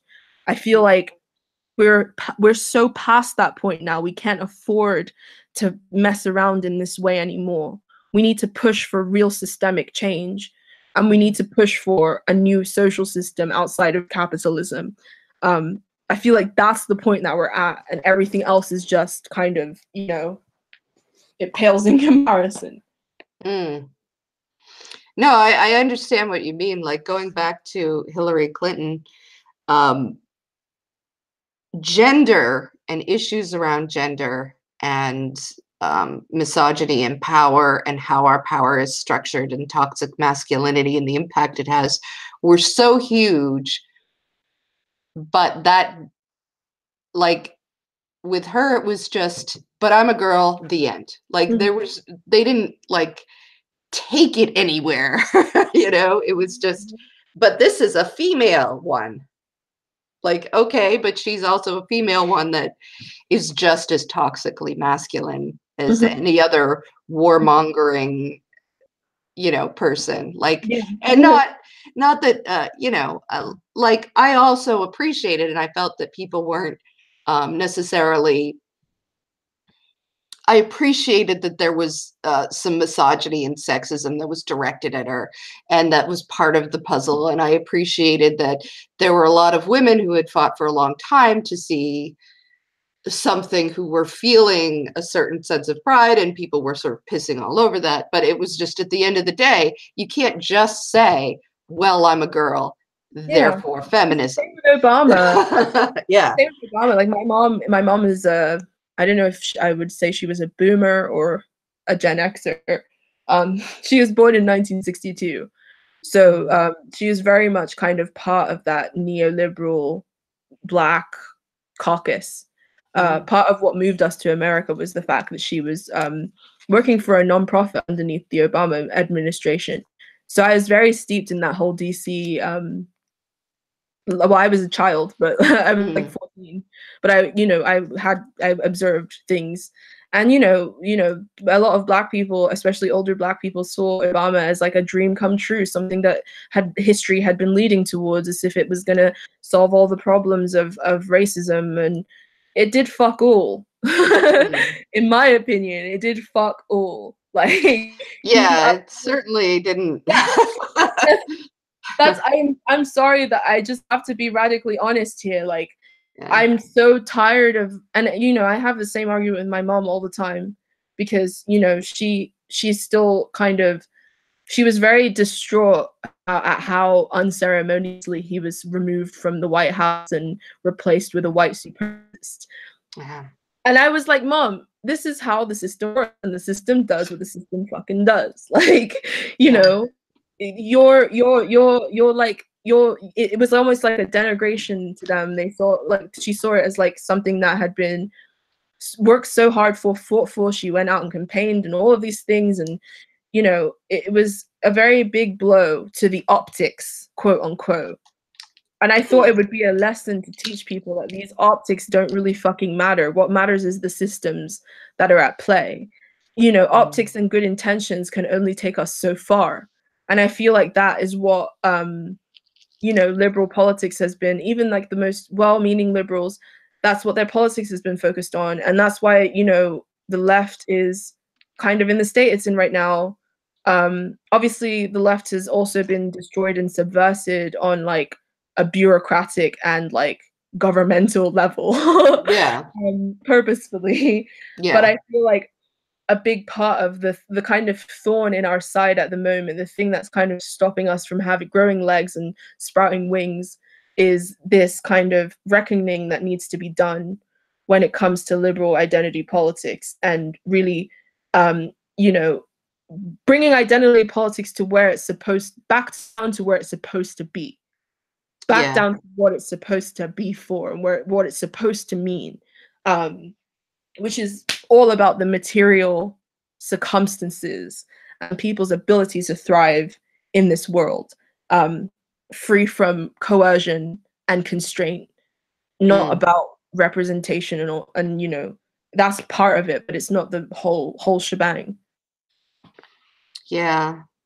I mean, I'm not really the person who's going to be able to argue against this because I tend to agree. Um, I mean, I do also feel like it, you know, you do uh,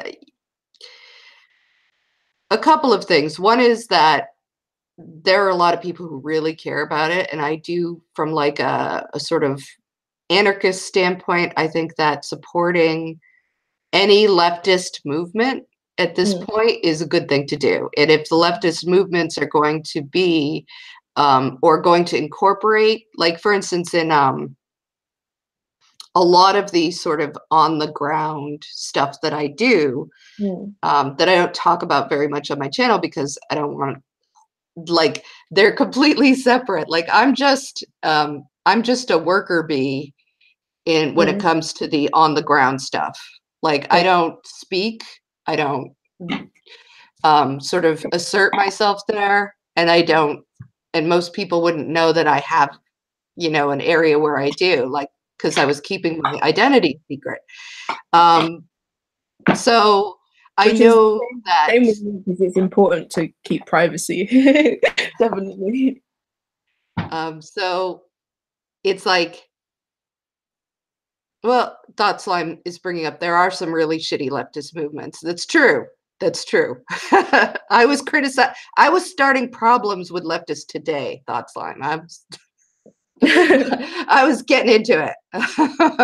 But I do think that, you know, as long as you, uh, I'm not saying no matter what you should support the leftist movements, but, and I guess that is kind of what I said. So let Mhm, me let me change that. Like a mhm, leftist movement that doesn't necessarily have exactly what my goals are, but has good goals and good methods and isn't a bunch of assholes, you know, I would support those people, and support that movement because I think we need to get used to the idea of solidarity. I think we need to get used to the idea of getting together, of mhm, communal action, mhm, of supporting one another, mhm. and not fighting all the time about exactly which strain. But I Mm. also like that's the only part where I'm kind of like, I don't know. But the other, but for the most part, I totally agree with you. Like it's liberal identity politics with no connection to what we're actually trying to attain here does us nothing. It does Exactly, absolutely nothing. exactly, which is my overall point. Yeah. Because the chat's going a little crazy at the moment, which is my overall point. Obviously, I am very, very much committed to social justice, but I Mhm. just despise how it has been co-opted by capitalism. That's my main qualm.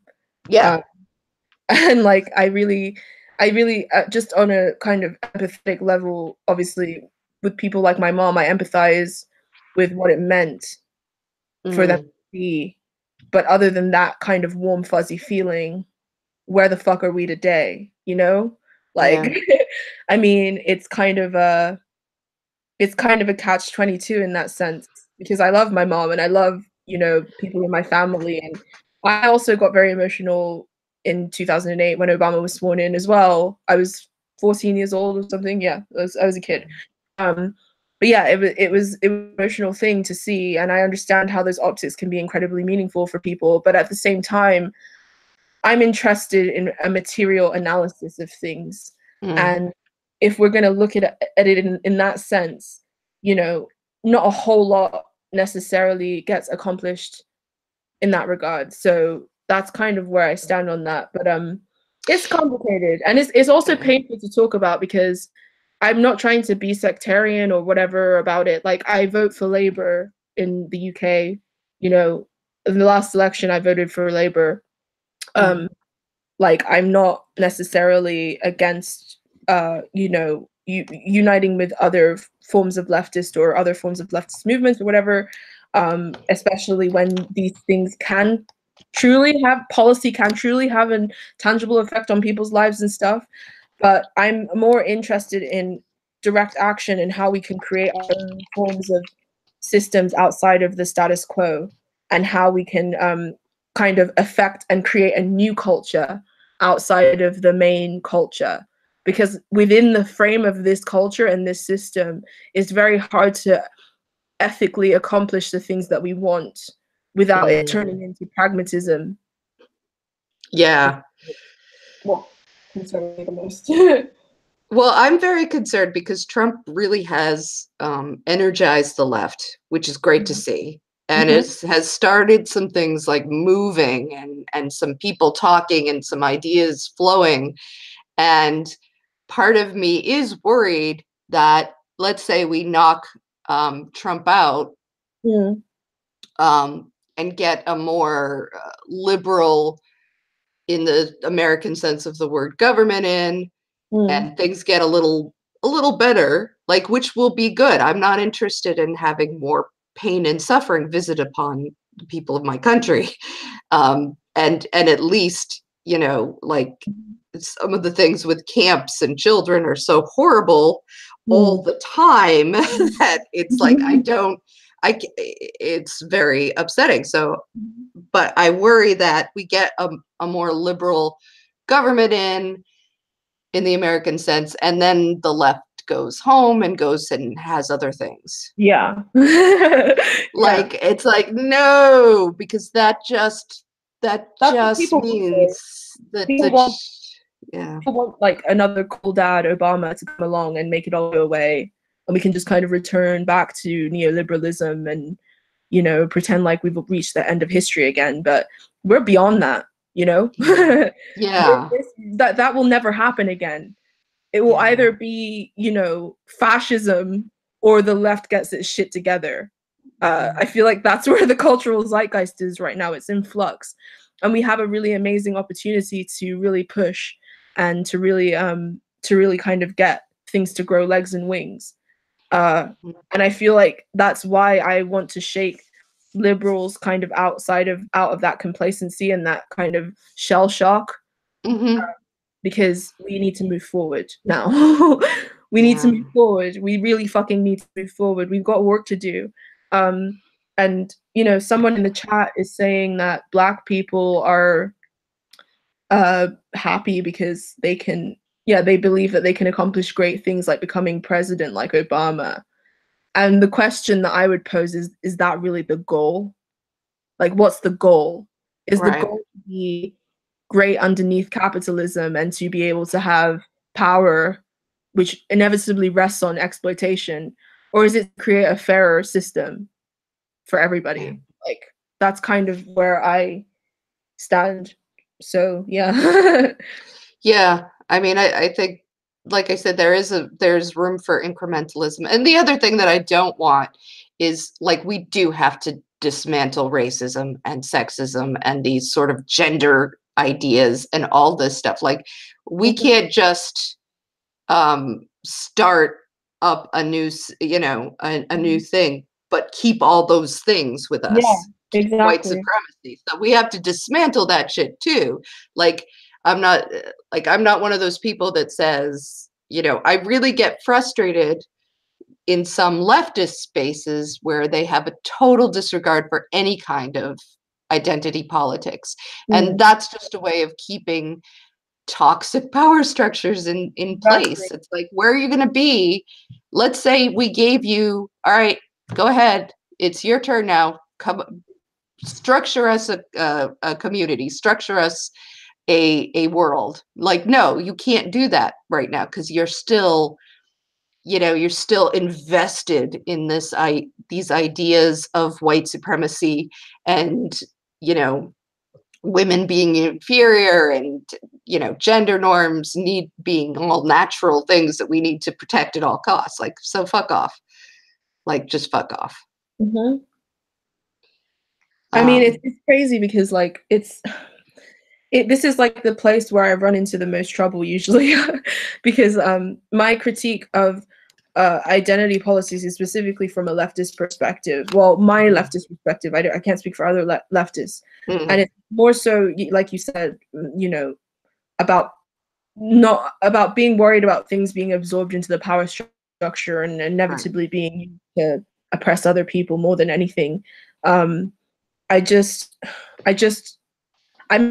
I only ever have these conversations as an in-house conversation because I feel like any kind of critique of identity politics, especially because people feel very vulnerable right now, could be perceived like an attack from the right or someone who is anti this. No, I'm not. Like I said, I'm incredibly committed to social justice. I've literally kind of centered my life around it at the moment. I'm not somebody who's, about disparaging people or whatever. I hope that has, because I can't really see the chat. I hope that what I'm saying hasn't gotten lost in translation. I don't think so. I think there's at least one troll that I'm having fun with. Because I need I'm here to amuse myself as well. Okay. All right, people. Let's prioritize what's the priority here. But I think that there's more like a conversation and people are understanding. And it's like, it is difficult. Like I really feel the emotional concerns, and I feel the difficulty that people are having. And because and I'm sure you've had this experience too, like if you walk into a leftist space that's anti-women or anti-Black, that sort of has this vision of the working class as these white guys who are minors, and they're the important ones, and like the actual, like I say all the time, that Me Too is a workers' movement as well. And people aren't treating it that way because it doesn't fit in this sort of mental picture. Of like men with shovels and like, I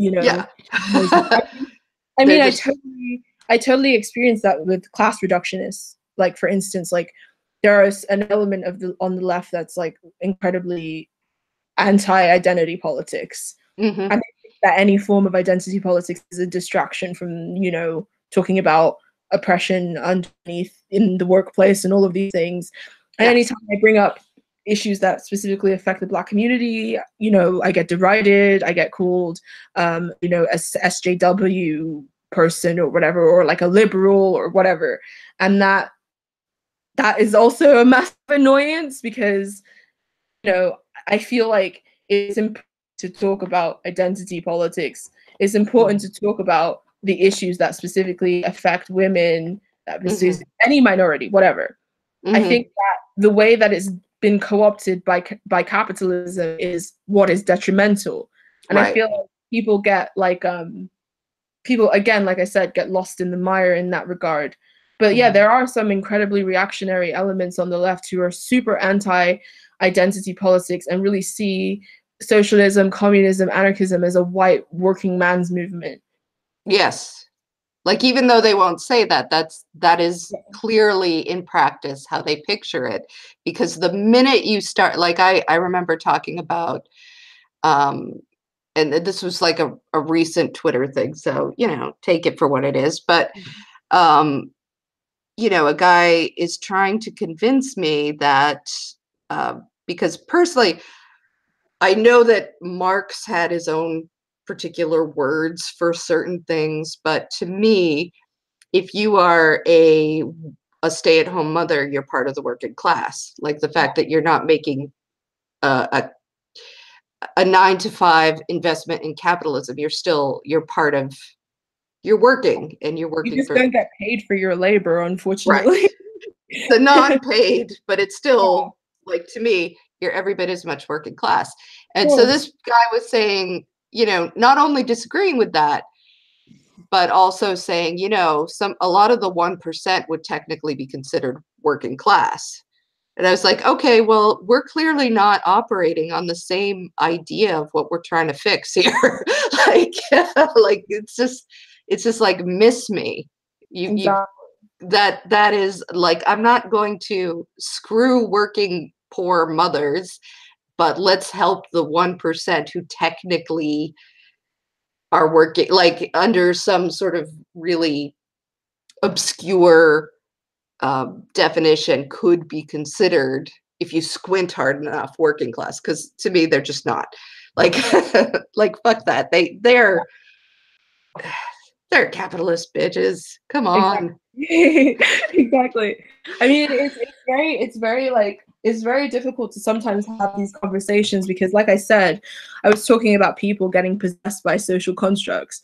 They are so possessed with the white maleness that they sometimes can't see beyond that. I mean, even when you talk about the working class, traditionally, it's always been like the white male factory worker or the white male, like, miner or whatever. Like, even the conversation around the disgruntled white working class during the Trump election was totally centered around this idea of the disgruntled, disenfranchised white working class, which really pissed me off. Yeah. Because there are a ton of working class communities that are suffering. And I don't understand why people only pay attention to the suffering of the working class when it's white people who are affected. So we definitely do need to expand our definition and our iconography when it comes to the working class. But even on leftist YouTube is also heavily dominated by white men. It really is. And that's very frustrating. Like, Yeah. and that's had a deleterious effect on it. Yeah. Definitely. I mean, that was one of the other things that pushed me to start my channel, because I kept seeing people in like comment sections of videos like, why aren't there any like black people doing the same thing, and then white people having these circle jerk discussions about why that's not the case and all this and that. And I thought I might as well give it a shot, like, and try to add some kind of diverse opinion to the mixture, I guess. Not that I think that it's impossible, but I think that sometimes it can feel a bit like a hostile environment, which is why people of color tend to shy away. But I can't make that claim. I can only kind of talk about it from my own experience. But in my case, I feel like that's why I shied away for such a long time, because there are some insidious, annoying elements that don't really take into account the experiences of people of color when they talk, or the experiences of women or any other minority.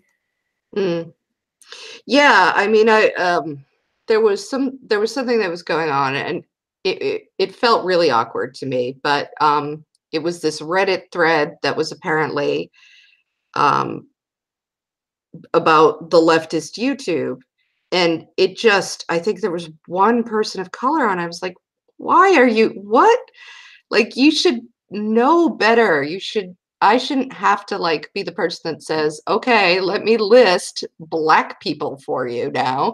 That's not awkward. Like, but I did it because, come on, like, I'm not going to be in a group that erases black people or that erases people of color. Like, I'm just not going to do that either. So, all right.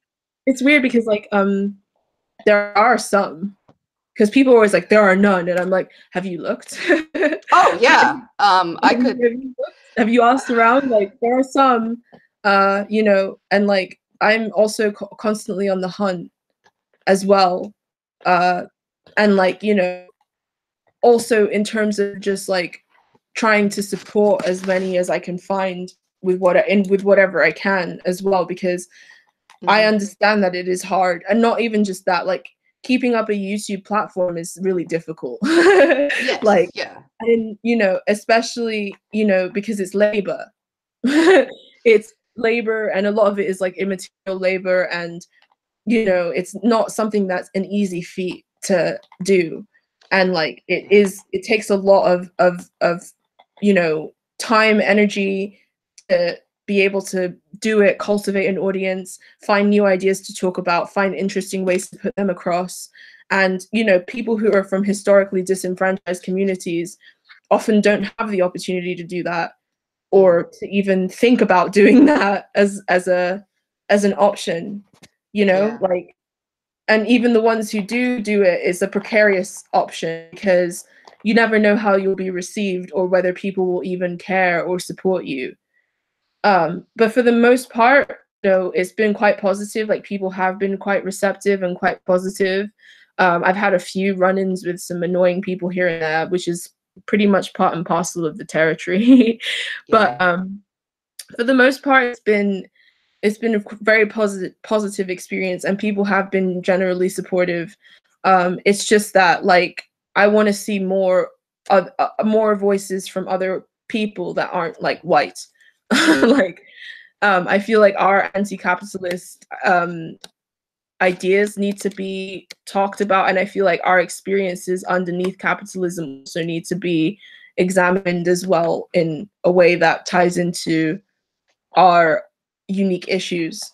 But like, it's the left has a lot of problems and like a lot of kinks that we need to iron out. Yeah. But I also do have a lot of hope for it being able to grow legs, especially on YouTube. Like, there's so many different amazing leftist YouTubers, popping up, and people are creating channels and making really amazing content.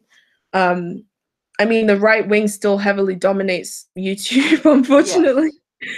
But like, some of them are Coke funded. Yes. So that's why. That's basically why. Like, some of them are funded by third parties and stuff.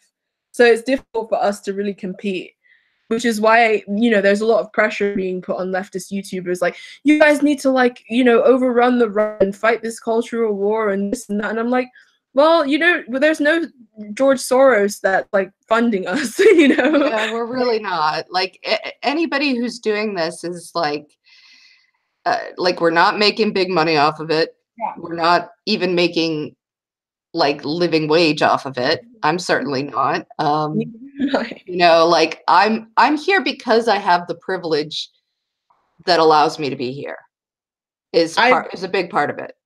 Yeah, I'm here because I felt passionately about it, and I'm kind of just struggling by, like, I work part-time and I do this part-time, so like, yeah, it's not like there's ways, like, there are some people who are here doing it because they have the privilege to, and then there are some people who just feel so strongly that they'll like inconvenience themselves in their lives and make things difficult for them in order to put whatever they feel strongly about across to their platform. Like, that's kind of where I am right now. Like, it's but it's also incredibly rewarding as well, because I'm so used to having the experience of being alienated from my labor, and being able to have control over like the labor that I'm doing is really amazing. Even though, monetarily it's not like the most sensible thing to do. But it's fulfilling in terms of like just on a soul level, on a spiritual level. Yeah. Like, I know that I can't, like, financially, it would help my family out if I were to just do a job that actually fucking paid money. Like, and it's, there have been times when it's like, I might have to quit or do something else because I don't know. It's difficult. It's not an easy thing, but I'm doing sort of the best I can because I do think that this is important. And, but it also does get frustrating. And like you said, I think it is frustrating to see white dudes just sail past you. And I've seen that happen a few times, and it's like, all right, which because sometimes they're just really good, and you know, it's good to have them, but part of that is also like you could help, you could throw a line. Like that I might mean, there was work this too. really genius thing that you said at the MythCon meeting, where that white dude told his story about how he was like marginalized at an all-black school. And then you were like, nobody challenged his narrative. Nobody, you know, tried to invalidate his experience. Like, some people are just more likely to be believed because of the credibility that white privilege lends them in society. And like, it's the same thing. Like, the white dude with a camera, the authoritative voice, the voice of reason, you know, that's all associated with white masculinity. Whereas, Yep. whereas like a black female, even though I might try to do the same thing, might try to command the same kind of respect and attention, you know, there's a lot of weird sociological shit that gets in the way of that. And it's very difficult to unpick that. And there's not really a whole lot that I can personally do about that either. I can't go inside the heads of everybody. It's just that unfortunate that that's how the hierarchy has kind of arranged itself. Yeah. Yeah. And I think one of the things is it feels weird to sort of like it feels unnatural in some ways. Like I have a lot of there are a lot of black leftists that I know Mhm. and you know talk to, and it's like there are times when this is a sort of a personal thing with me, like being like, well, I want to be an ally to the black people. Like it feels so awkward. Like Yeah. the truth is I want to be a friend. Like Yeah. but in order to be your friend, I also have to be your ally, and I also have to know what that means. Mm. Like and sort of show up for it. Like Mm. so there's but it feels like but you go against the grain of what you've been raised to do. And Mm. you have to think about it. It's not something that's naturally going to happen, because if you just naturally go with what you think, then all that sort of those biases that have been cultivated into us are Mhm. just going to push us right back to where we started from. So you have to actually stop and go, nope, you know, I'm Mhm. going to unpick that in myself. I'm going to address that in myself. And it's like a weird thing, because the last thing I want is to like have this weird veneer. I think this goes back to also what you were talking about, how it hurts everybody of every race when you can't separate those things. Yeah. Like it's like, oh, I don't want this layer between me and the experience of another person. Yeah. Yeah. You know. I totally get that. Like, I also understand the difficulties of trying to navigate that relationship. I mean, Hmm. I'm in a relationship with a white man, believe it or not. Hmm. And there's a lot of nuance and conversations and things that have to occur in order for that to work and be a healthy thing. Right. Wait, hold that thought. Speaking of that, he's literally at the door. Is it okay if I step away for 2 seconds to let him in? Sure. 1 second. Sure. Just like talk to the chat people. I'll be right back. 1 second. Oh. We just moved to a new place and he doesn't have keys yet, so I'm stuck. I'll Keep be, him locked out. I'll be right back. Oh, 1 second. All right. So, hi chat. How you doing? I've been ignoring you for a minute. Sorry. Uh, oh, we're discussing social constructs. Yeah. So yeah, I mean, I'm just trying to be. Hi, random geek. So, are you wearing leggings?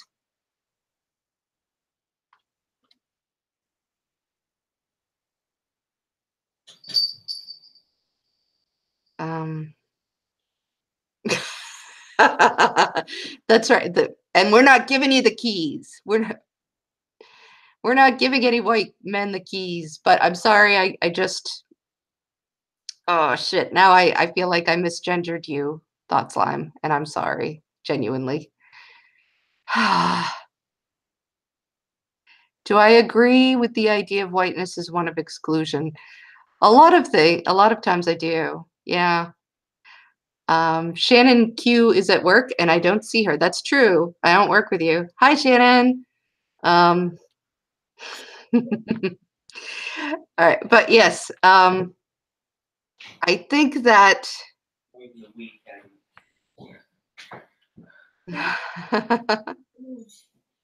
a man plus. I like that. That's cool. And some random geek is wearing his red purple star galaxy leggings. Well, I am so glad that you dressed up for us. I'm back. Hey. Sorry. Sorry about that. How's the chat doing? They're doing all right. I think some people in the chat are having difficulties of the concept of whiteness and blackness, and talking about whether or not whiteness is just the concept of exclusion, which I tend to think it is. Yeah, same. Like I tend to think it's the white and then sort of the everything else. But like we also differentiate, but it's white is its own thing. Like it's not, in a way, it's not like the other thing, at least in our culture, that it's not about genetics, it's not about your skin tone. Yeah. You know, an Asian person could have exactly the same skin tone as I do, but they're Asian. And I mean, you know, we have excluded ourselves in order to, you know, over years of imperialism and colonialism, in order to extract value. Exactly. It's very strange though, because it's like for anybody who's new to the hangout, we're talking about race as a social construct, but that doesn't mean that it doesn't have a material effect. Just to clear that up in case that. So somebody is asking us to define what we mean by social justice. And I have to pee if I'm going to answer that one. I don't know if you want to say hi to the chat. I will be right back. Angie, did I lose you? Hello? Oh, I think, well, I guess I'm not going to pee. I'm sure she'll be back in a minute. So, the clear definition of social justice. Okay. So, social justice is a term that was created. Well, I don't know if he was the first person to create it, but there was a philosopher called Jonathan Rawls, and he created a book called Social Justice. I think it might have actually just been the title. If I'm bad with names, so forgive me for that. I'm just always am. And so, like, according to what the Google is justice in terms of the distribution of wealth, opportunities, and privileges within a society. Hello? Hey. Hey, I'm so sorry. I don't know what happened. It just kind of cut out. That happens sometimes. YouTube can be weird. I'm so sorry. I don't know why my computer decides to behave badly today while I'm doing this. Yeah, sorry. Where were we? Where did I miss? We were talking about what social justice means. Oh, yeah. So I was talking about Jonathan Rawls. John Rawls. Oh, God, so bad with words. And he had a thought experiment, which I think is an interesting thought experiment. It led him to liberalism, which is weird, but okay. But his thought experiment, I think, had some value to it, which was, imagine if you woke up one day and you had no idea who you were in society, right? Like you didn't know your age, race, ability level, gender, anything like that. You knew nothing about, you know, how much money you had. And imagine it was you and a couple of other people just like you with this veil of ignorance, having no idea of any of these identity-based signifiers that we sort of cluster wealth and privilege and opportunity and all these things around. And imagine it was up to the three of you, or however many of you, to create a social system that was fair and just for everybody. And like with him, I think he was a liberal person and he created liberalism. Like, like that was his idea of what would be best. Yes, yeah. But like, but I think if, because kind of you can't just do that, but I do think it's a good sort of mental idea of what would you really do. It's like an empathy idea. Like if you didn't know that you were going to be a white middle class person, would you really, like if somebody said, I'm going to just stick you into America in this year, and you didn't know what the shell you were living in was going to look like, or where you were going to be stuck, or how much was going to be in the bank, or anything, like what would you really want out of your society? Would you want it to be like this, and knowing that there was a chance that you'd kind of be fucked from the beginning, like, you know, or not like completely fucked, obviously, but have this sort of stigma attached to you. These stigmas attached to you. Yeah. So totally agree. I mean, to me, social justice also has a, like you said, like an economic stance to it. It's a word that's kind of been polluted and used out of context and kind of disparaged, obviously, in our historical moment. But I guess for me, getting back to the root of what that means to me, social justice is about, you know, creating fairness and equality. And it also has kind of an economic undertone to it as well, in terms of redistribution of ill-gotten gains, basically. Yeah. If I was going to say succinctly what social justice is to me, it's like the redistribution of the ill-gotten gains of the Western world, and the creation of a fairer and more equitable society that doesn't oppress people with social constructs. You know, like that's kind of where it comes to. I mean, everybody's definition is different, I guess, in that regard of what they would perceive social justice as. But it's still, I think it's a conversation that we definitely need to have, because I feel like a lot of these words have been kind of bastardized because of the use of the derogatory use that they've had from like reactionary sort of right-wing people. You know, social justice is a dirty word now, along with the myriad of other words that, you know, came out of, you know, Black academia. Right. It's it's kind of it's an issue. But I mean, it's good. It's really refreshing to be able to have a good faith conversation about these things with another white person. You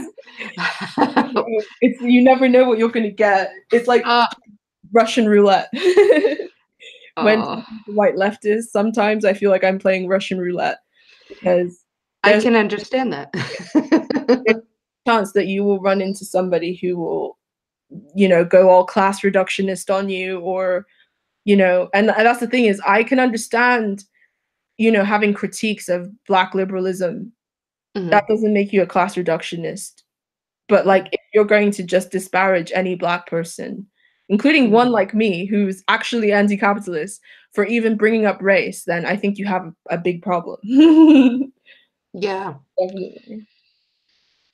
Yeah. No, I totally agree. And I have the same issues, and I guess I don't know, but I do think it's I think a lot of the things that we've talked about here have been positive, so that's good. Like I'm hoping for more. We need more positivity, and we need sort of we need a healthy solidarity. Let's put it that way. Exactly. I agree. And I think part of building that healthy solidarity is having conversations like these. And thank you for giving me the opportunity to speak. on Of your course. platform. Like, it does really mean a lot that a lot of white leftists have been quite open and receptive towards like actually letting me speak and actually letting me like be a voice for, you know, some of these issues. Yeah, thank you. Yeah, absolutely. Like I mean, I have on YouTube a lot of sort of Black uh, content creators have had so much difficulty that they just quit. Like, and I've, you know, and I still feel the loss of people like Natalie Alford and people Oh like yeah, that yeah, who were they're like, she's still on Twitter. There are other people that are just gone, yeah, just like they just disappear. I'm sure they didn't disappear. They went and decided to there was a better place for their time and energy. yeah, I don't blame them. Um, you know, I don't expect anybody to deal with just constant banging their head against a toxic wall yeah, forever. Like, so, but I think we have to support each other, and we have to